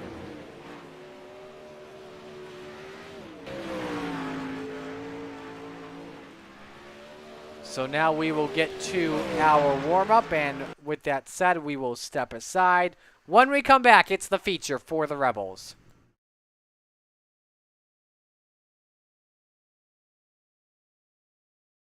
People want to have a one-stop shop. They need us for now all these different services, not just the heating and air side. When things are going wrong, you want the company that's going to be able to get things done as fast as possible for you. Today, we're going to be in over 600 homes. What the customers can count on is we're going to send a competent person to your home with a vehicle that's stocked and prepared. We're going to do what's right. Right now, we're waiving our $79 service fee with any Cool-Ray, Brightbox, or Mr. Plumber service.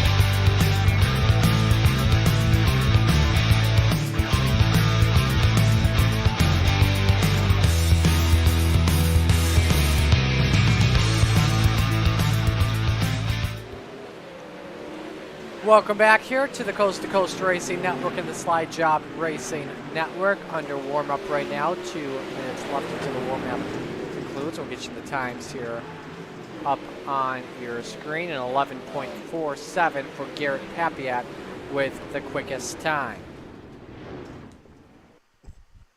If you were looking for other racers, oh, I believe we've actually finished.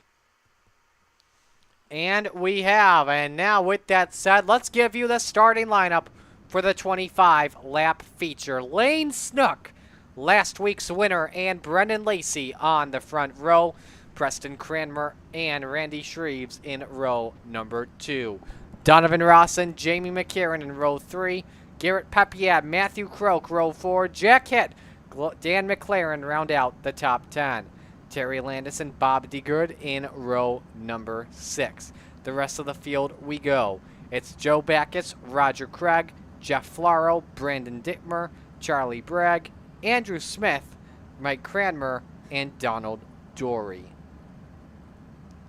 Give you a weather report here as we get ready. 69 degrees the track temp, 78 degrees air temp. iRacing time 7:30. It's probably how it would be here.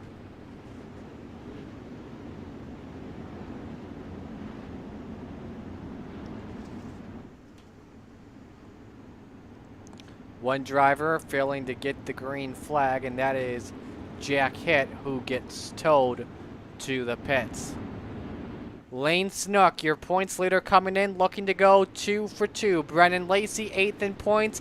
Preston Cranmer, 4th in points, trying to spoil it. Randy Shreves, his best start of the season so far. And here we go. The second feature of the night. The Rebels is green. Contact already at Snook. Wicked loose. Nice save from Lane Snook as we stay green. Brennan Lacey leads lap number 1. Battle for second position. Randy Shreves takes it away. Jamie McCarran up on the outs inside. Matthew Croak up top. Croak up to P4. And now Shreves all over looking for second spot. Hang on there. McCarran is losing a big time accident. 2, 3 drivers upside down. 1 in the catch vent. Huge, huge wreck. Watch Donovan Ross here in the number 5. Amongst the front of the field, nowhere to go, and then a bunch of drivers clip him. I think that was Brandon Dittmer that went on its roof. Look real quick before we go back to green. And I think it was. If we go back to green, we're going to put this right back on the live feed. Yes, it was. That just went tumbling. Wild ride, indeed.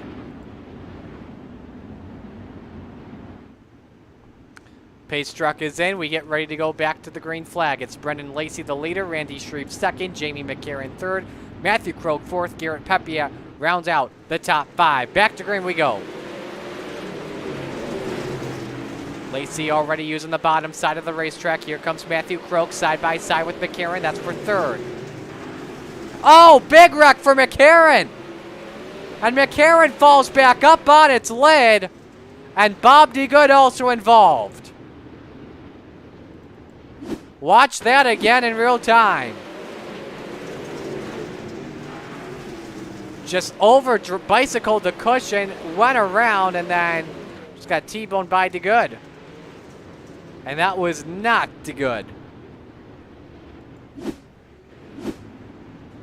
So Jamie McCarran, after finishing 2nd,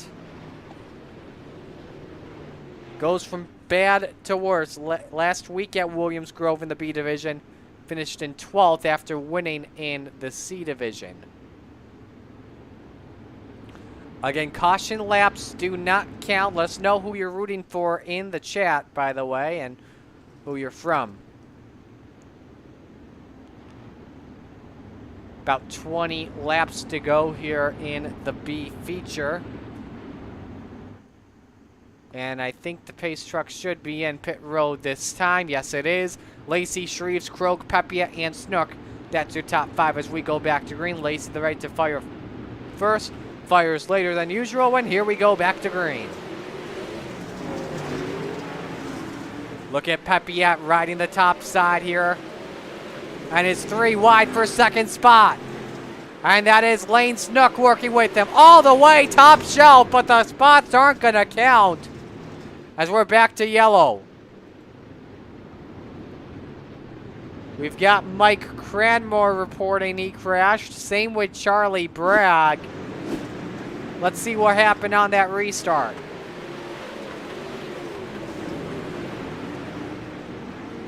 Came down into the 54 of Bragg, and they went into the wall. So we'll rack them, stack them the same way we did on the previous restart.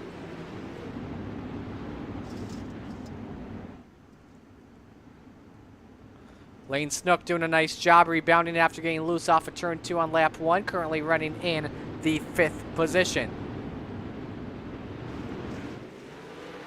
Let's try it again. And look at Pepiat just all the way near the wall. Same with Snook. They're trying to go for 3rd here as Shreves is side by side for 2nd with Croak. Could be 3 wide at the line, and it is. Look at Pepiat rocking it up in the attic. Takes P2 away while Lacey is checked out and is trying to use the bottom of the track. Pepiat to 3rd. Lane Snook is up to 3rd. Pepiat's runner-up, and now Shreves and Croak side by side for P4. Snook shifts down to the bottom of the track.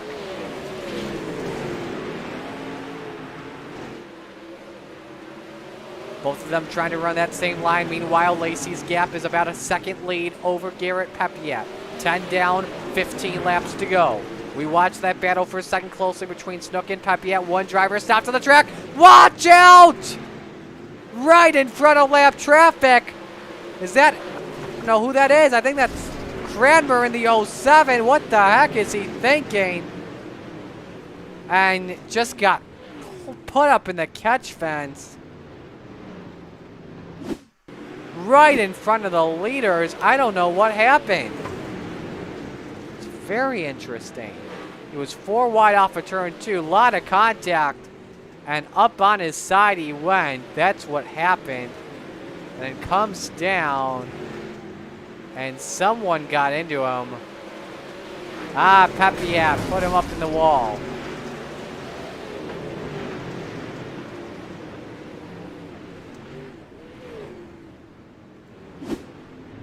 Tough break for Preston Cranmer. A 4th place finish last week after starting from 3rd. Fast car at Williams Grove, and that's going to put him back in the points. So Brennan Lacey, still your race leader, but he's got to be careful because right behind him is Garrett Pepiat. 12 in the books. We're halfway home in the B Division feature. Let's see here. Lacey decides to keep it on the bottom, but Pepiat loves rocking it right next to the wall. Short way around now. Pepiat shifts down low, but the caution is back out again. And Mike Cranmer has spun in the 70. Oh, why are you reversing right in front of traffic?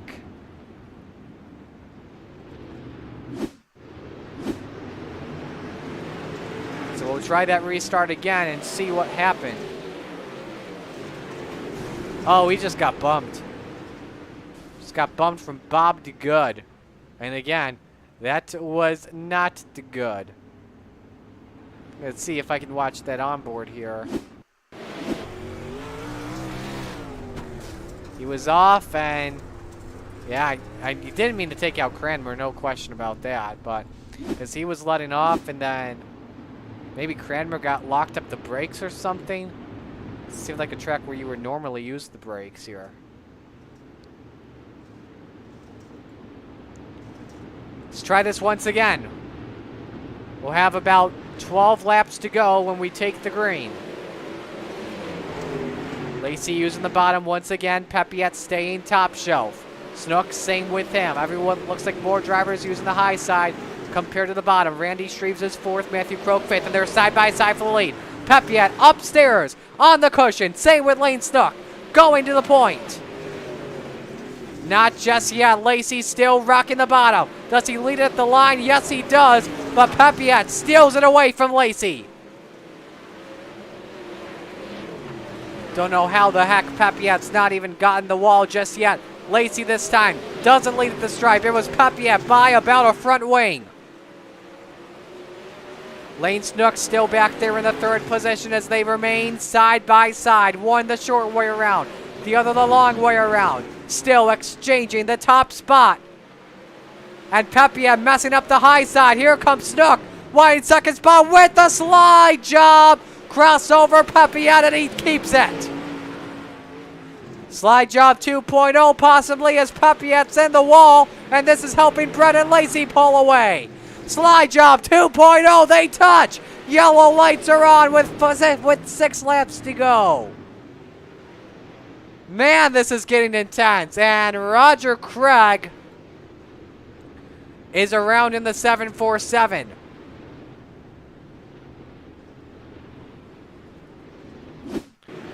Maybe even Joe Backus too, possibly. That's Backus in the 46, and they touch. And since both of them around, because everyone's trying to avoid it.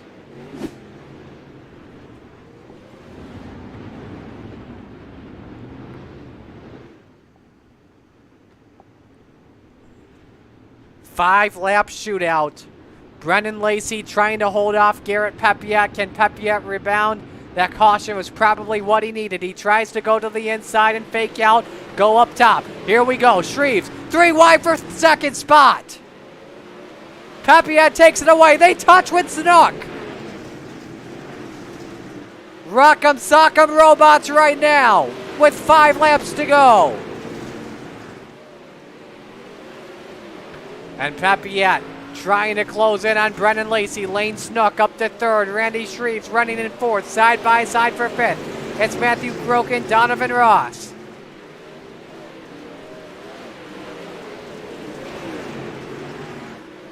And here we go. Pepiat tries the outside on Brennan Lacey. This is for the race lead and maybe even for the win.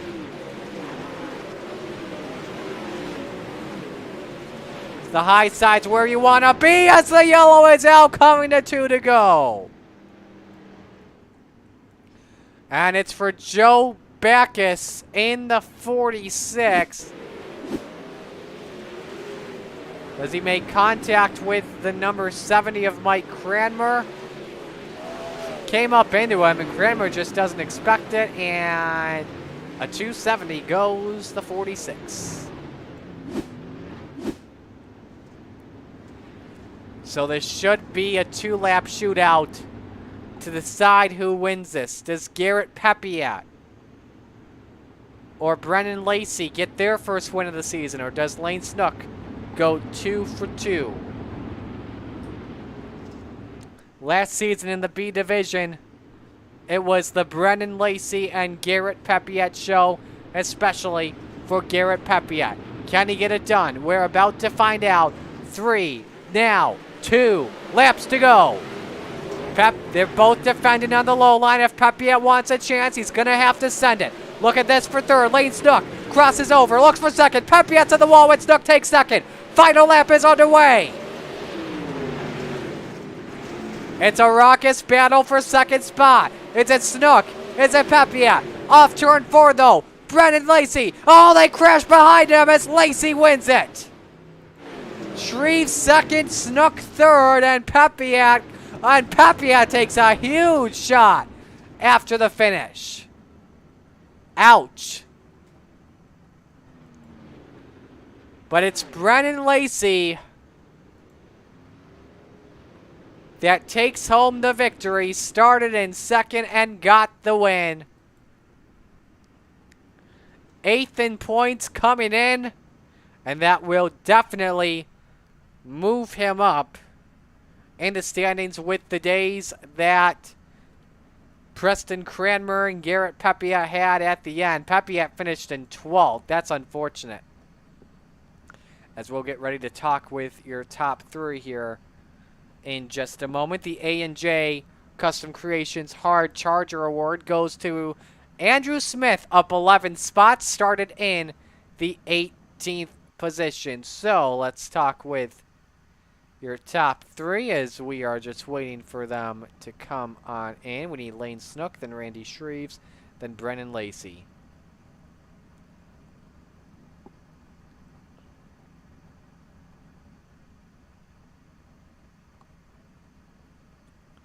I don't see them in voice chat currently, but usually when I scroll up, I'll usually see them. Alrighty, Lane Snook comes home in 3rd. Lane, you and Pepiat were rocking that high side there, but just what was it that affected you guys from not being able to pass Brennan Lacey? I think Pepiat was kind of in my way, honestly, and it was hard to pass. Car in front of you was up top and had too low of a gear and to go to the bottom, but I think I was honestly could have had something for Lacey if I didn't have a car in my way, but I don't know. I finally got around him and then kind of slid me a little dirty, but it's whatever. And go to next week. Will we be seeing you in a moment for the Renegades race? Yep. Alrighty, sounds good. We wish you the best of luck in that, man. That's Lane Snook, everyone. And now, let's see here. I don't think we have Randy Shreves.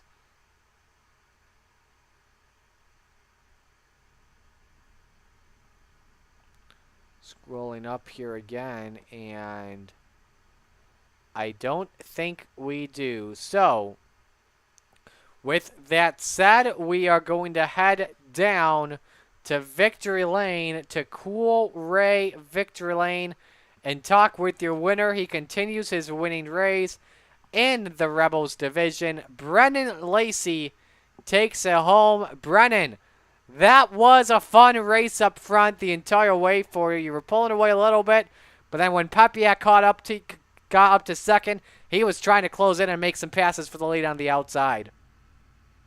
Yeah, there at the end, I went to the bottom early, kind of using it more of a test rather than actually trying to run it because I like the top of Fairbury a lot better. But, trying to go to the bottom, test it for the next division. I knew I could transfer and all that. And once Pepiat got up there, I know he likes to go to the top, send it to the top, and leave it at the top. So, if he likes to go up there and he wants to spin the tires coming off, I knew I could get him. And then he started rolling, down the straightaways, and I was able to get back by him on the bottom. So, I definitely had the better car than he did there. How much fun was it racing with Brennan? Or Brennan, how much fun was it racing with Lane and Garrett? It's good. Lane, especially being a teammate, always have good races, and you can always count on him to be up front. It's top 3 almost any division you put him in, any type of car you put him in, top 3, and there on the start, it kind of got into him a little bit, set him back, or else he probably would have ended up winning this thing because he's a lot more consistent, a lot faster than what I can be. But, it's real fun getting a race with him and all the other guys. Will we see you in the Renegades race in just a few moments? And if so, what do you expect? I'm actually expecting to be a little bit slicker, but I'm also expecting a lot more guys to have setups to run the fence.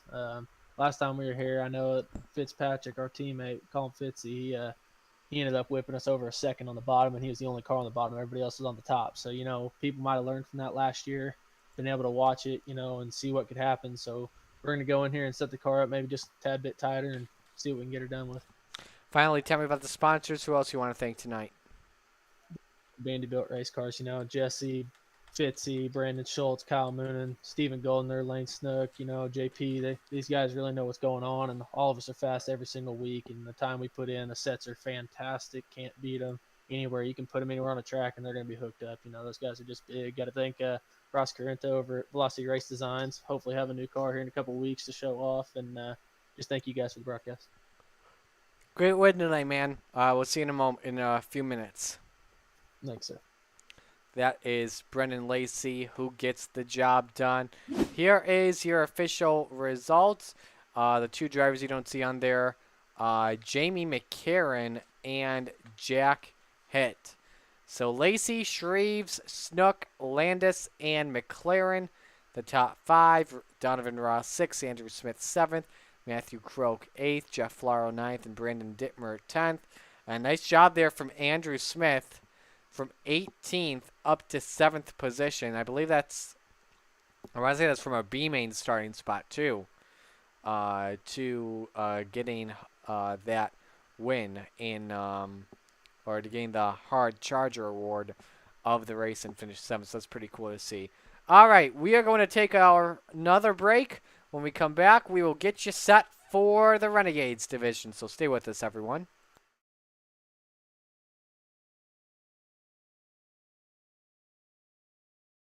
People want to have a one-stop shop. They need us for now all these different services, not just the heating and air side. When things are going wrong, you want the company that's going to be able to get things done as fast as possible for you. Today we're going to be in over 600 homes. What the customers can count on is we're going to send a competent person to your home with a vehicle that's stocked and prepared. We're going to do what's right. Right now, we're waiving our $79 service fee with any Cool-Ray, Brightbox, or Mr. Plumber service.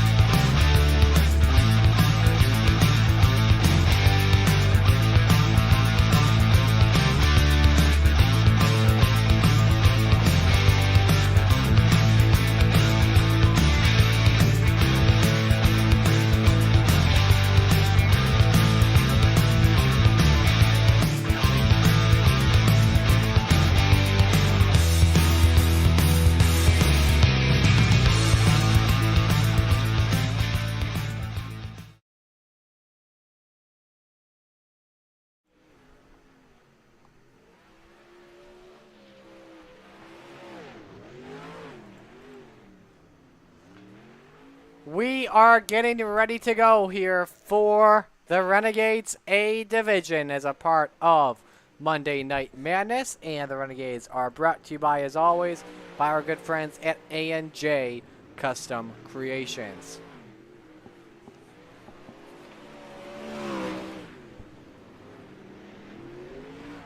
Take a look at the iRacing League manager standings heading on in. While Lane Snook won the first race of the season last time out, there is actually a tie for the points lead between him and Garrett Pepiat. And that's because Garrett Pepiat scored the fastest lap of the race last time out at Williams Grove Speedway. Jonathan Short is third with 68 points. Connor Ross is fourth with 67 points. Matthew Croak is fifth with 66. John Hines sixth with 65. Blake Chapman seventh with 63. Kyle Moonen 8th with 62. 9th is Stephen Goldner with 55. And 10th is Jeffrey Barker with 51. So get you someone here as we watch warm-ups currently. Because we've got actually a lot of time before qualifying is about to go down. Quickest lap currently, Brandon Schultz with a 10.994. We've been seeing a lot of 11s, a lot of 12s tonight in qualifying. Can someone get it in that 10 range in the qualifying session? The track does reset, by the way. Keep that in mind. And these drivers are the best of the best. 30 laps, by the way. The A main caution flags do not count.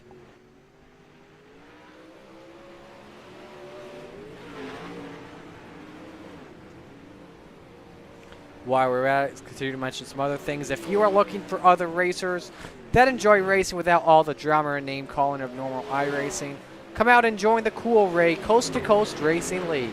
We have 15 divisions that race 7 days a week and currently broadcast 6 divisions.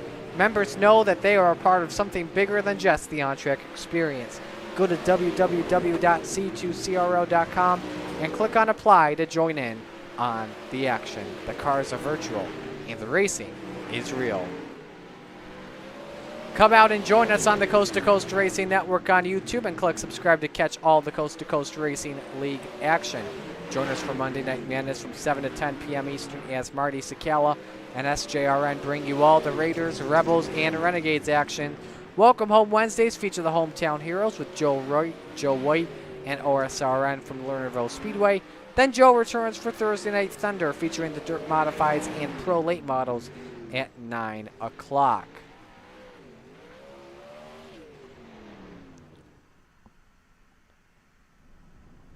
So let me text the group here and just let them know, hey, we're all ready.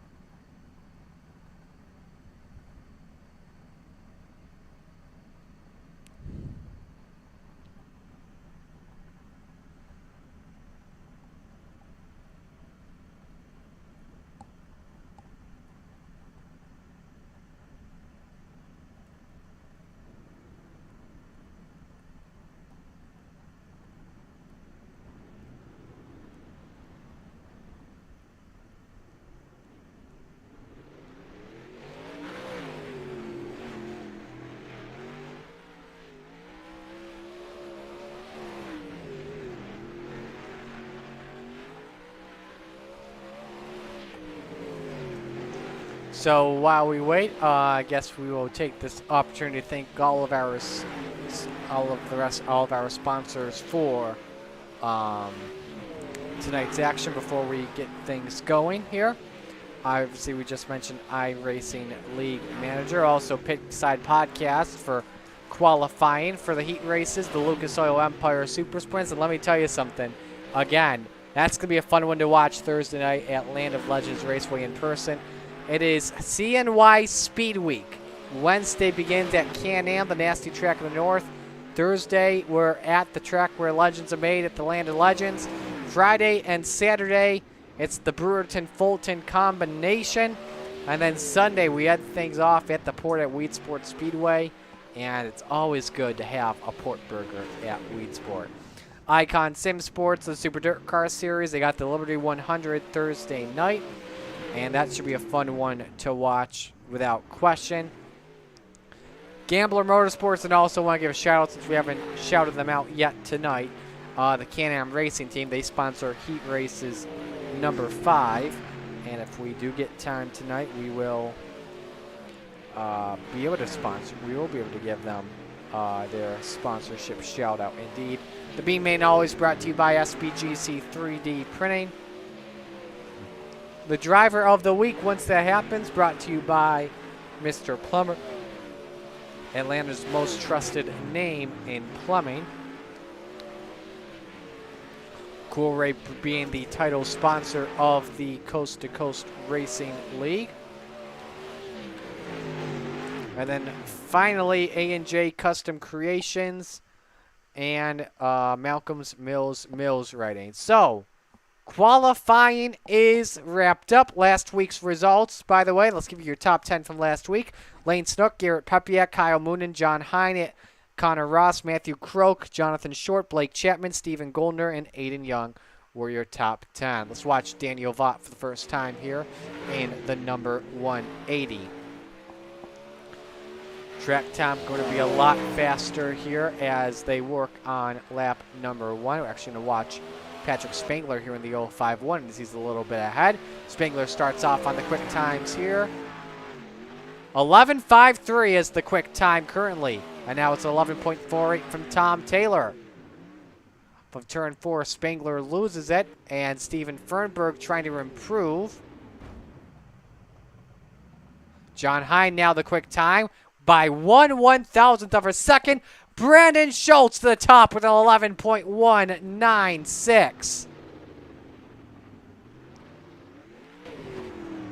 Blake Chapman with one more lap in the 193. He calls it. Same with Jesse Bandy. Same with Jeff Fitzpatrick. Same with Lane Snook. Same with Matthew Croak. We'll watch Stephen Goldner here in the number 30 and see if he can improve. Blake Chapman, by the way, on the pole now with an 11.132. Goldner, 11.37 is his time.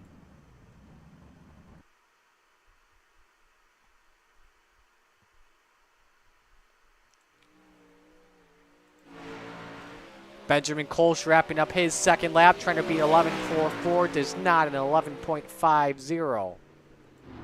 Chad Cote here in the number 11, currently 14th quickest with an 11.55. We got one more minute of qualifying, by the way, left to go.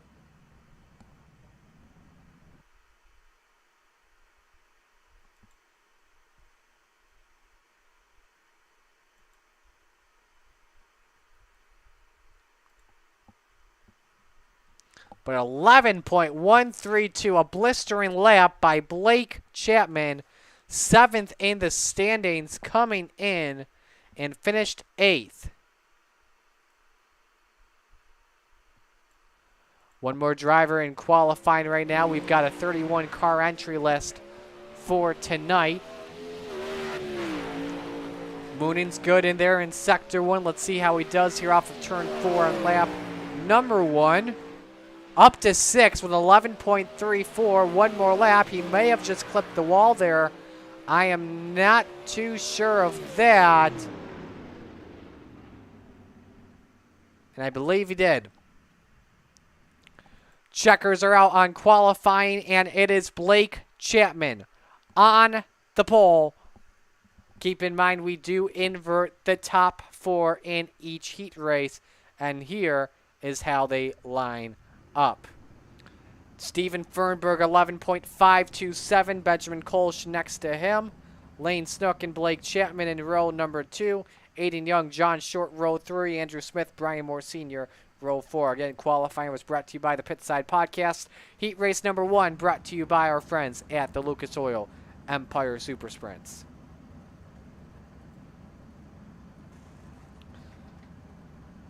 Again, 8 laps each heat race. We take the top 4 into the feature. And we're just waiting for everyone to... Everyone's gridded, so I don't know why we are waiting. Here we go. Here's the formation lap underway. Look at the weather right now. Track is definitely cooled down. 76 degrees the air temp, 73 degrees the track temp. 8:39 is what we are looking at right now for local time for Fairbury Speedway around the 0.28 mile bull ring. 79% humidity.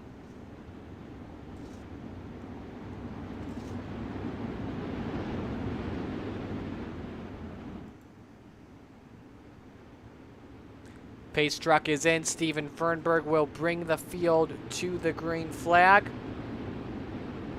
15th in the standings coming in, and here we go. We're green for Heat 1 for the Renegades. Already Snook looking to the inside, even though the top shelf is his best friend. Gets a little squirrely off of turn number 2, and he's side by side, puts a slide job, and Lane Snook to the lead, but Fernberg with a crossover, and we're nearly 3 wide. Yes, we are 3 wide in turn 2, and they're both loose. And Snook goes to the lead and puts a slide job on Kolsch. Kolsch fights back. You've got John Short trying to work the top shelf. Now inside, outside. Inside on Snook for second spot. Tries a slide job, way loose off of turn 4, falls back big time. Here goes Snook outside for the race lead, and the wall he goes. Can he save it? No, he can't. And a big hit there from Brian Moore Sr. Snook took the risk, and that's likely putting him into the C main. So right now it's Cole, Short, Fernberg, and Chapman. That's your top 4.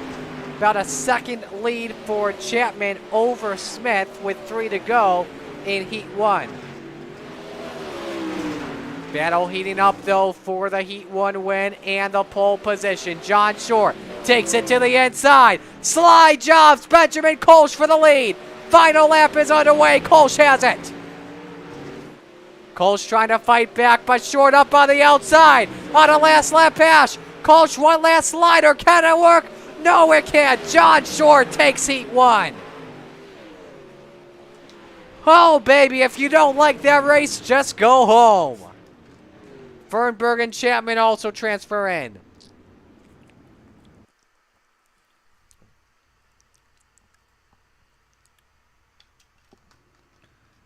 Heat Race 2 brought to you by Icon Sim Sports, and let's see how they line up. Again, we invert the top 4.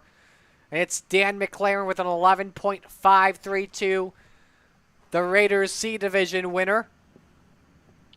I just realized I'm a little bit stupid. We haven't been updating this all night. We haven't been updating the header. So apologies for that. Kyle Moonen, Brandon Schultz in row 2, Patrick Spangler, G.J. Boydell row 3, Steven Spies and Terry Landis round out the field of 8.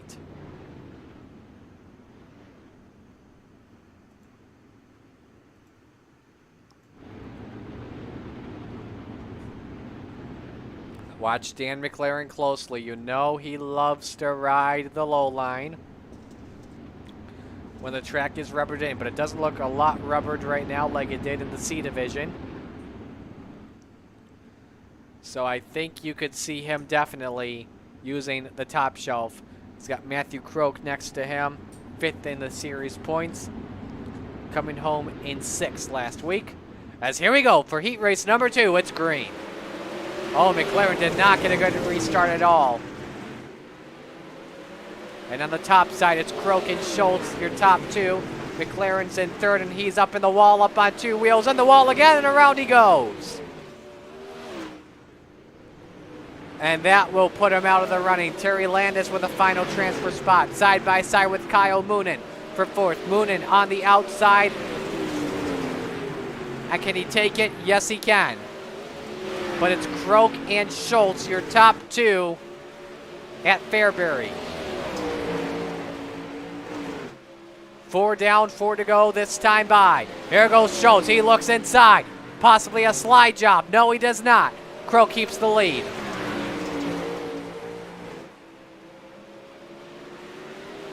Moonen is 3rd. Steven Spies is 4th. G.J. Boydell the first one out as he scrapes the wall, and now a possible slide job from Terry Landis to take 5th spot away, and he's got it. Spies currently runs in 4th, Moonen 3rd. We watch Schultz again as he's just trying to close in on the race leader, Matthew Croak. Coming to the white flag this time by for 1 lap to go in heat race number 2. Can he get something going? Tries the inside here. Lap traffic ahead. Possibly a slide job from Brandon Schultz. Is he going to try it? Oh, Croak's in the wall, and Brandon Schultz on the last lap pass by a 1/10 of a second. Moonen 3rd and Spies is 4th. Oh, baby, we've got a race tonight.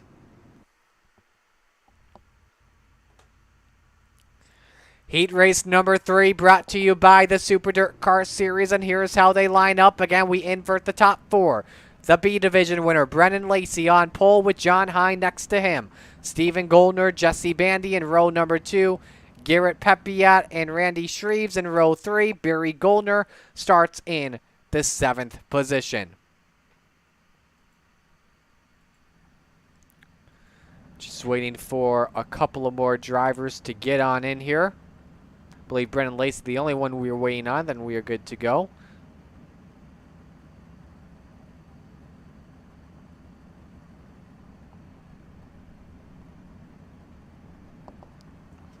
Earth to Brennan, and no, Brennan Lacey does not form in time. Wow, that's very interesting. 27th in the standings, did not make the feature last week at the Williams Grove Speedway. So now this puts Stephen Goldner on pole position for heat race number 3. 9th in the standings coming in. Last week was 9th at Williams Grove. John Hines, 6th in the standings. Last week finished in 4th. Third heat race of about 5 we've got here for the Renegades tonight. And we are glad you could join us. So here we go for heat race number 3. It's about to go down. As they're side by side for the race lead, John Hine the advantage over Stephen Goldner using the cushion. Jesse Bandy and Garrett Pepiat, they are side by side for third. They nearly come to blows as they touch, as Pepiat puts a slider up in 1 and 2. Don't worry, guys. This is all going to update for you folks at home. There it goes. And now for the lead. A big slide job from Stephen Goldner. Has it on Hine. They barely touch in the exit of turn 2. Here comes Pepiat trying to hunt down John Hine. Jesse Bandy, the last driver in, currently running in 4th position.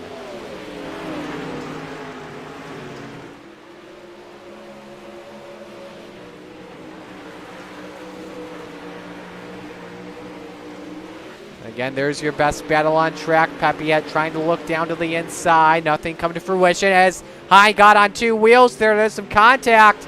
They keep the battle for second alive. Your leader's still leading by a half second. Pepiat scrapes the wall on the exit of 2, losing some time to Hine. And now let's see if Bandy can close in. Final lap underway in heat race number 3. Shreves the first one out. Half a lap to go for Stephen Goldner. And I think he's got it. Yes, he does. Stephen Goldner takes heat 3 for the Renegades. Hine, Pepiat, and Bandy transfer in.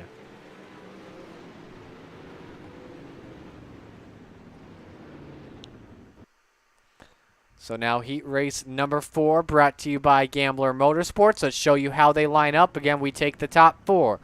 Chad Cote, 11.549 on pole. Tom Taylor next to him. Jeff Flaro, Jeff Fitzpatrick, The Jeff Show. In row 2, Daniel Vaught, Gary Offa in row 3. Mike Crownmer rounds out the field starting in the 7th position. And everyone has gridded, and we are good to go here for Heat Race 4, brought to you by Gambler Motorsports.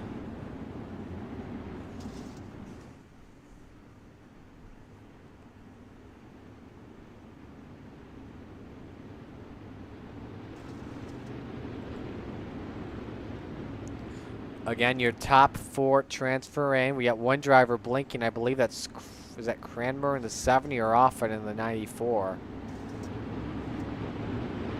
That's Gary Offit in the 94. That was just blinking there for a moment. We will monitor that closely.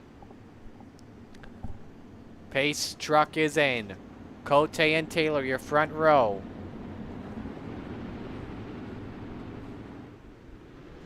Both, I don't think, made the feature last time out as we are green. Flaro thinking 3 wide as Cote's in the middle. Tom Taylor takes the early lead in 3 and 4. And we're 3 wide for second. That's close, but Flaro backs out of it. Still trying to use that inside line now. Last one in is Gary Offutt, but for right now, Jeff Flaro trying to put a big slide job. Doesn't work on Offutt. For the lead, meanwhile, Jeff Fitzpatrick takes a peek underneath the 14 of Taylor. Doesn't work, and Tom remains out front.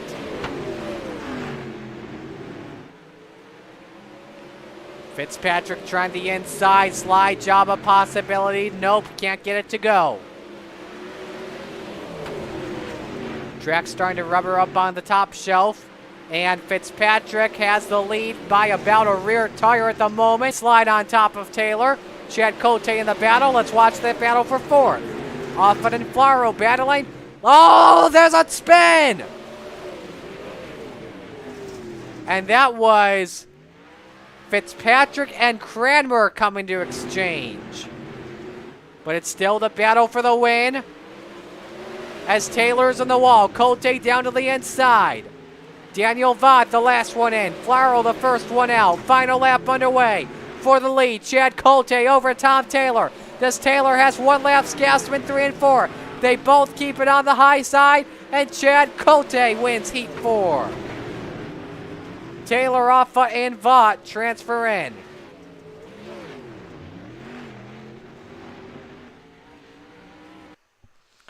And I believe one more heat to go. Nope, we are going right to the C main. Let's see how many we are taking. We are taking 4 and advancing them over to the B main. And let's show you how we will line things up for the C main. Patrick Spangler and Barry Goldner in row 1. Row number 2, Jeff Fitzpatrick and Brian Moore Sr. Terry Landis and Brennan Lacey, row 3. Mike Cranmer, Lane Snook, row 4. And Dan McLaren rounds out the field. So can you believe this? Our 2 division winners tonight. Dan McLaren in the C division. Brennan Lacey in the B division are in the C main. I never would have seen that coming. I would not have. That's absolutely crazy. Waiting for Brennan Lacey, and if Lacey does not show up, he will not transfer into the A feature. And we're already a minute in. I think the formation lap's about to begin. And yes, it is.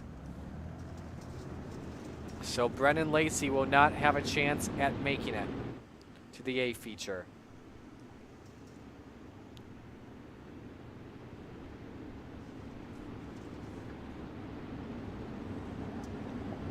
Barry Goldner starting in second, 19th in points, finished 19th last week.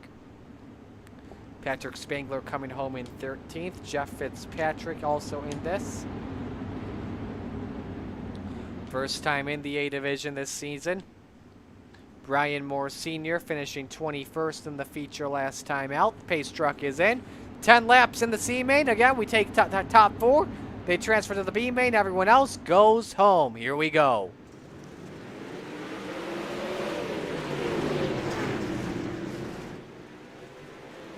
Contact all over the place, and Mike Cranmer goes around, likely ending his night.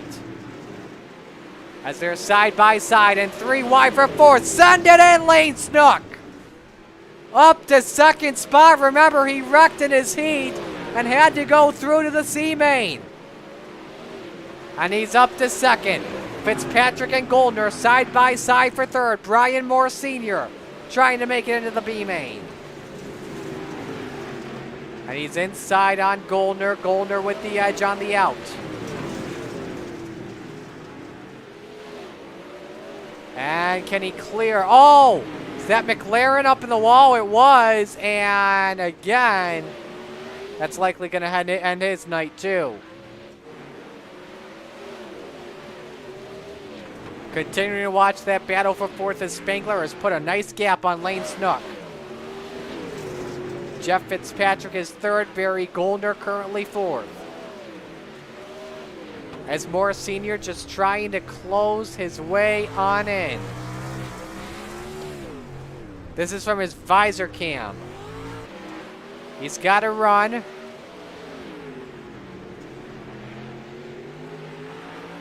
but nothing coming to fruition just yet. Goldner the last one in, and they are together. Fourth and fifth, you're watching closely. They've got 2 laps left. Moore Sr. trying the inside for a chance at the B main. White flag in the air, 1 lap to go for Patrick Spangler. Moore Sr. is there, not giving up. He's going to have to send it in. Puts the slide job on. Had it there, and the wall he goes. Barry Goldner in 4th, and I think he's going to get it, and he will. Spangler gets the win. Snook, Fitzpatrick, and Barry Goldner transfer to the B main. Everyone else goes home. And the B main brought to you by SBGC 3D Printing. And here is how they line up for the B main. Let's see how many we are taking. And we are taking 8 to the feature. And 1 driver will go home. Andrew Smith, G.J. Boydell in row 1. Randy Shreves, Jeff Flaro, row 2. Aiden Young, Patrick Spangler in row 3. Jeff Fitzpatrick, Lane Snook, row 4. Barry Goldner, the last one out, inside of row number 5.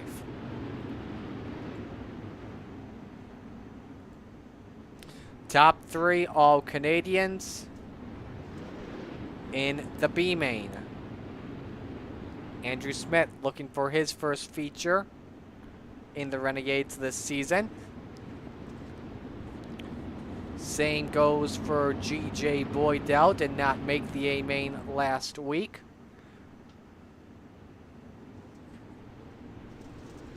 Randy Shreve, same goes for him. And I believe the same goes for Jeff Flaro too, and yes it does. Here we go. The B main for the Renegades is on. And alrighty, that was a stacked up restart there as Boydell has the edge as Smith and Shreve side by side for second. Barry Goldner, the first one out, in last position. Obviously, a wreck would change everything for Barry Goldner if he wants to get in. 3 wide for second position as Shreves has the edge. Smith and Spangler side by side for third. Now Shreves takes a peek down to the bottom. Down low, Boydell up high. Patrick Spangler trying to be a spoiler in this battle. 3 wide off of turn 2. It's getting tight. And Randy Shreves takes the lead, and I think he just nipped Boydell at the stripe. And yes, he did. Change for Fitz. Snook gets by Young. And Randy Shreves to the race lead. There's Barry Goldner in 8th. And is a couple of car lengths behind Jeff Fitzpatrick. He'll need a wreck to happen in front of him for something to change big time. Patrick Spangler inside. Is that 3 wide off of turn 4? I think it is. You got Snook and Smith battling for 4th. Change for 7th between Fitzpatrick and Flaro. Flaro's a little bit loose in the back chute. 3 to go here in the B main. 1 driver up in the wall. That was Boydell as Spangler is taking second spot away. Here comes Lane Snook on the outside looking for 3rd position, and he's got it. Coming to the white this time by Randy Shreves. Patrick Spangler battling for this one. Shreves has the edge over Spangler. Half a lap to go. Does Spangler send it in? He's not going to take the risk. Lane Snook a factor in this, but it's Shreves that takes home the B main. And Jeff Flaro, the last one in. Barry Goldner goes home. So we have a 3-minute warm-up. We will take our final break of the night. Stay with us.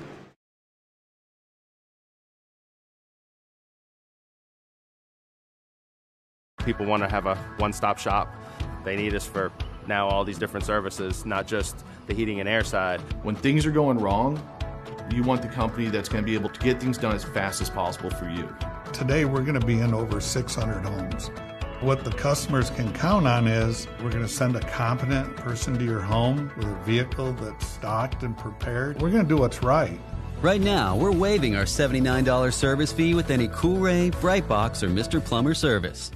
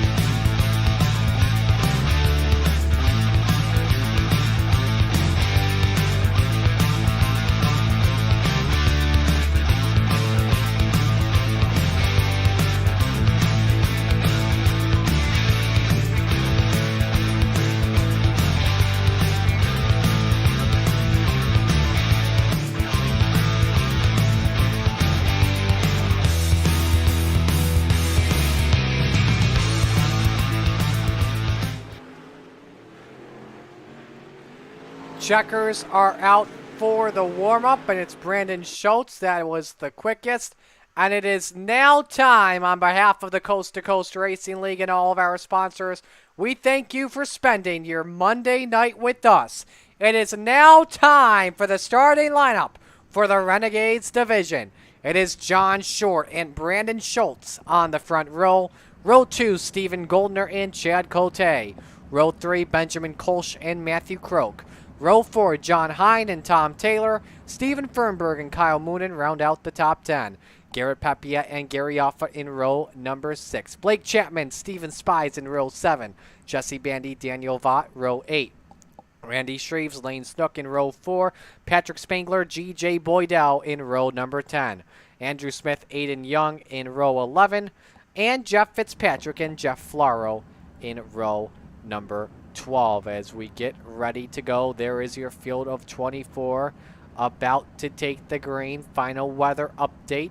Track temperature, or the air temperature, has gone down a little bit, down to the 75-degree mark.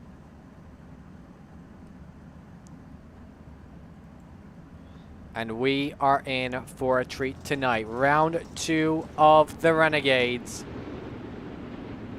John Short, Stephen Goldner, Brandon Schultz, Chad Cote, Matthew Croak, Benjamin Kolsch, John Hine, Tom Taylor, Stephen Fernberg, Kyle Moonen, Garrett Papiak, Gary Offit, Stephen Spies, Blake Chapman, Daniel Vaught, Jesse Bandy, Lane Snook, Randy Shreves, G.J. Boydell, Patrick Spangler, Aiden Young, Andrew Smith, Jeff Fitzpatrick, Jeff Flaro.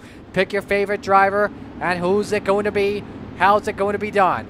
We are about to find out. Race fans, strap in, hold on tight, because these men are about to turn them loose and drop the sledgehammer. Ladies and gentlemen, it is show time at Fairbury.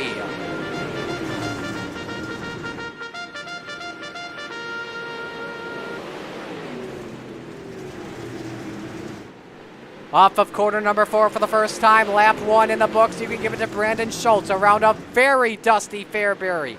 John Short, Stephen Goldner side by side for second, both rocking the bottom side of the track as we've got our first yellow of the night for Andrew Smith and Aiden Young.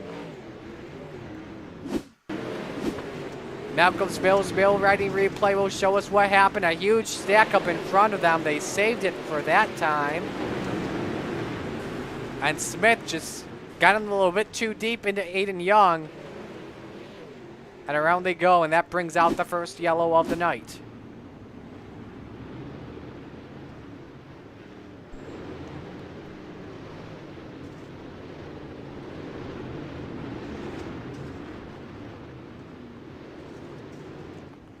So it's Brandon Schultz, currently your race leader in the number 1.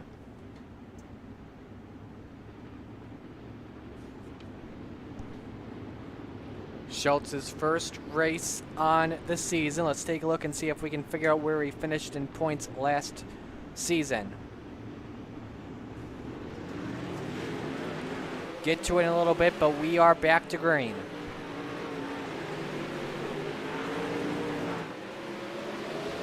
Side by side for a second, Steven. Oh, Schultz got the wall, and that's could help Steven Goldner go for the race lead. Off of turn 2, they are side by side down the back straightaway. A dusty back straightaway indeed. And I think Goldner is getting the edge over Schultz. Not just yet. Cannot clear him. As Schultz trying the high side. Goldner on the low side. With the track rubber, the low groove could be the best way around. And the Canadian, Steven Goldner, goes to the race lead. 9th in standings coming in, and that's where he finished in the season opener at the Williams Grove Speedway. Couple of drivers sideways as they are approaching lap traffic for the first time tonight. Hold that thought, we've got a yellow. And it is for Benjamin Kolsch in the number 016. Let's see what happened. Got him focused on our end. Oh, he just lost it in turn 3. Made a nice save, but iRacing triggered a yellow because of it.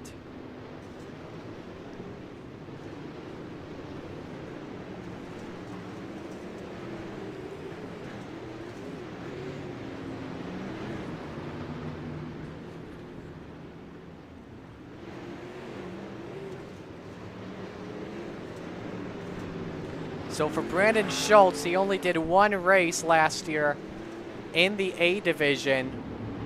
For those wondering at home, not sure where he finished in that. There you see Steven Goldner in the number 30 as we get ready to go back under the green flag. Gets to fire first, underway again. And immediately rocks it down to the bottom.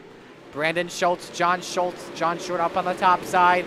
Matthew Croak looking for 3rd position, but he's got an opponent in Chad Cote that wants it. Off of turn 2, he gets really loose on the accident. That helps out Chad Cote take away 4th. 2nd and 3rd remaining single file and working on that high side is Steven Goldner by himself on the bottom of the track. Now Schultz has a run but gets into the wall. Same with John Short. They bicycled it, and now Matthew Croak trying inside on Cote for 4th. First time I believe we've seen Croak in the top 5 today. Oh my, a big wreck for Cote. Upside down he goes. And you saw that happen in person. Oh my. Just a terrible, terrible wreck.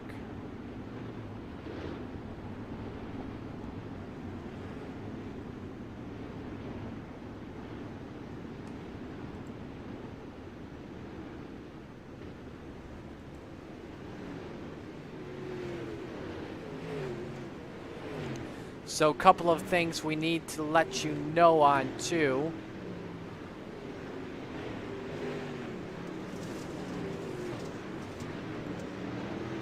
Real quick, if we can get to it here as soon as possible. With Brendan Lacey winning in B division, that's his 17th win in the Coast2Coast Racing League. 12 laps are in the books, 18 laps to go. pace truck is in pit road. Look how dusty the Fairbury Speedway is. I think that's a little normal, is it? I'm not too sure, though. But as we get ready to go back to the green flag, Goldner fires. And back on the low side he goes. Schultz, Short, Croak, using that top shelf. Just inches away from the wall at speeds of over 100 miles an hour with the 700 horsepower engines. Schultz has a run on the outside. Does anything come to fruition? It does not. Here comes Kyle Moonen in the 24, challenging Matthew Croak. That is for position number 4 on the track. Staying side by side. Let's go back here as John Hine and Jeff Fitzpatrick are door-to-door for P6. Change for position there as Moonen is up to 4th. Put a slide job on Fitzpatrick and Hine, losing a couple of spots. But we are back under yellow, and it's for John Short, who came in 3rd in series points after a 7th place finish last week. See what happened. He was behind. He was in the front of the field behind the 1 and just overcooked it.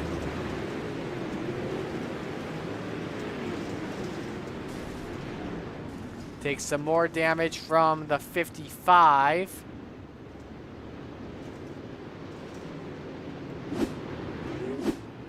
Or maybe a different number, actually. Not what John Short wants. Puts him on the tail end of the lead lap. So Steven Goldner continues to lead this race. He has led all the laps so far as we get the 1 to go sign until we go back to the green flag.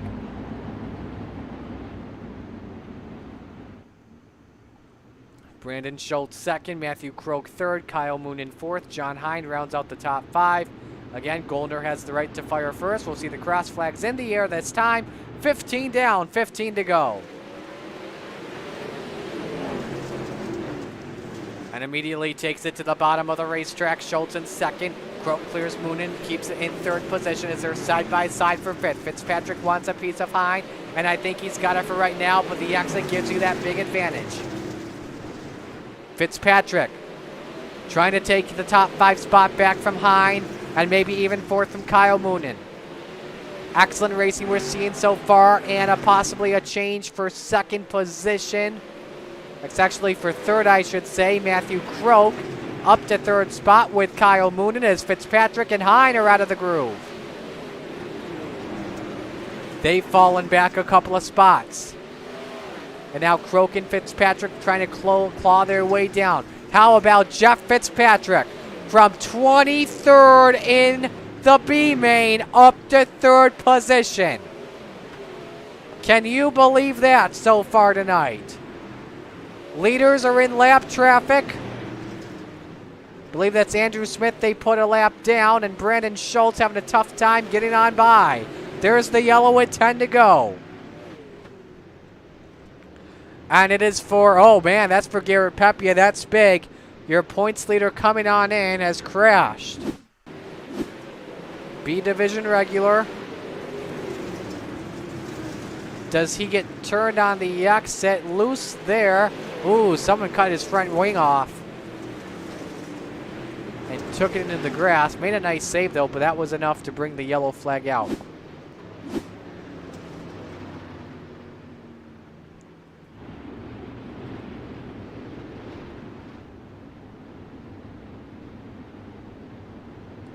So this should give us 9 laps to go.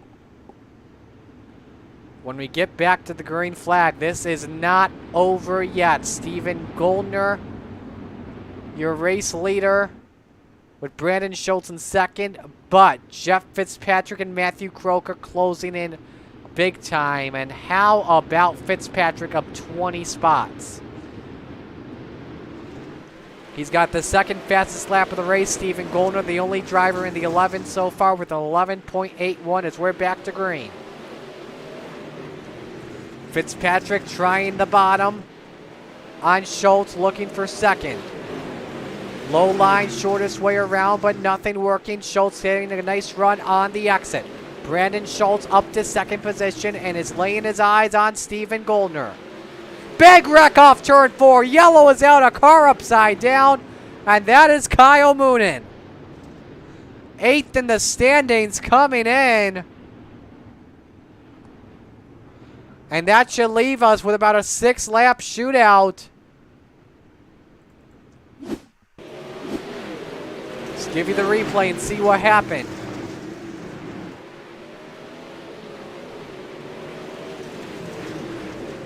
Oh, man. Just bicycle. Look at the wild ride he took. John Hine underneath Kyle Moonen. That is the wildest ride of the night we have seen in Monday Night Madness tonight. So this should be a 7-lap shootout. And we'll get everything confirmed here right now. And it should be, as we are back to green. And immediately goes to the bottom and cuts off Fitzpatrick. The number 90 wants the second spot on Brandon Schultz off of turn 4. This time, 6 laps to go. Schultz has a run on the outside. Looking for the lead, rocking the cushion well. Brandon Schultz trying to challenge for the win. Goldner loose off of 4. You've got a new leader with 5 laps to go. But Stephen Goldner not giving up just yet on the bottom. And a car around, and that brings the yellow out. And that was Andrew Smith. Now my question is, who led at the start-finish line is what I want to know. I think it was Brandon Schultz. That's what our scoring says. Let's see what happened with Andrew Smith. Bicycled it. Nice landing, though. So for the first time today, Brandon Schultz is leading the A-main. But now Goldner says, I want that spot. Now watch closely here, as we will have a 3-lap shootout. Or maybe a 4-lap shootout here. And see if Goldner can fight back on the bottom, maybe even put a slide job. It's going to be a 4-lap shootout. Brandon Schultz brings him to the green. Who's going to win at Fairbury? Fires earlier than Goldner does. Now Goldner takes a peek down to the inside. Fitzpatrick slid up a little bit too much for the race lead. Goldner is there, coming to 3 to go this time. Yellow lights are on. We'll try it again. GJ Boydell and Steven Spies around. After taking the green flag, and one gets into another. And comes down, and about a three-car accident there.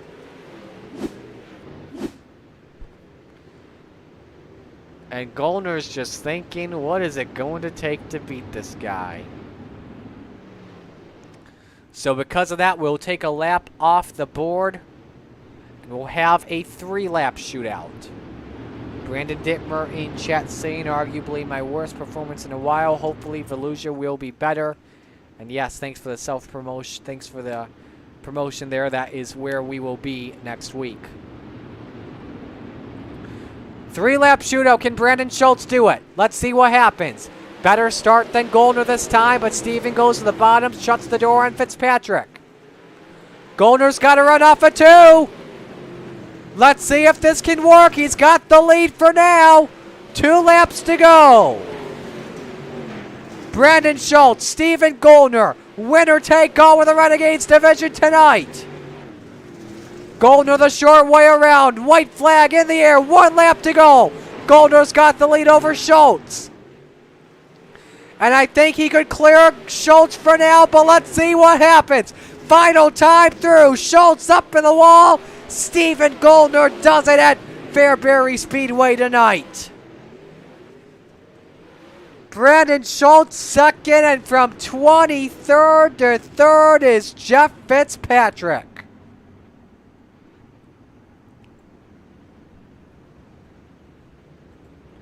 And Fitzpatrick, your A&J Custom Creations hard charger. as Stephen Gollner parks it as the fireworks light up to the night tonight. We will head to Cool Ray Victory Lane and talk with your top 3. Get that all set for you here. Once they join the waiting room, we just need Gollner, Schultz, and Fitzpatrick. We haven't had the entire top 3 in a race yet tonight.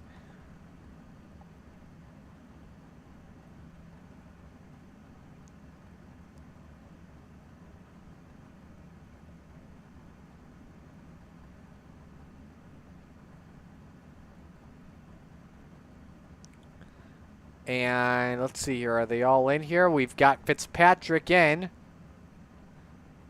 And we will move him here into the broadcast room. Jeff Fitzpatrick from 23rd to 3rd. How did you do it tonight? Oh boy, I just had a good car. Qualifying wasn't the best I thought, but the heat race was going good until I made my own mistake, and boy, I had to really pedal. You were having a lot of fun on that low line for sure, weren't you? I love the low lane here. It's a lot of fun. Who do you want to thank tonight? Oh, I gotta thank everybody at the Bandy Build shop there. Everybody, we're all a good group of guys. We help each other out, especially days like today and stuff, and a lot of fun. Discord. I'd like to thank Wegman Brothers, Biolet.com, Velocity Race Design. Ross does hell jobs. Really nice looking paint jobs. Dirt Doctor, and you guys for broadcasting. I can't wait to kick back and have a few beers after I stop shaking and watch the replay, and thank Roger and all of his crew for putting on a hell of a good show. Congratulations, Jeff. Thank you. That's Jeff Fitzpatrick coming home in 3rd position. Let's talk with our 2nd place finisher, Brandon Schultz. Brandon, you were trying the top side there and were able to get by, though, on in the final laps and lead during the restart. Just what happened there that caused Gollner to get by you? Gollner was just quick all night, and I haven't been on iRacing in quite a while, and I was just running out of talent every other lap. I feel bad for Short because he was probably following me early, and he kept probably hitting the wall with me because I was just guiding him into it. So I gotta apologize to him, but yeah, I don't know. We weren't where we needed to be tonight. The car was good. The car was way better than the driver, but for not racing in this long, we'll definitely take a second to Gollner any night. Who do you want to thank tonight? I just got to thank everybody at Bandy Built Racing.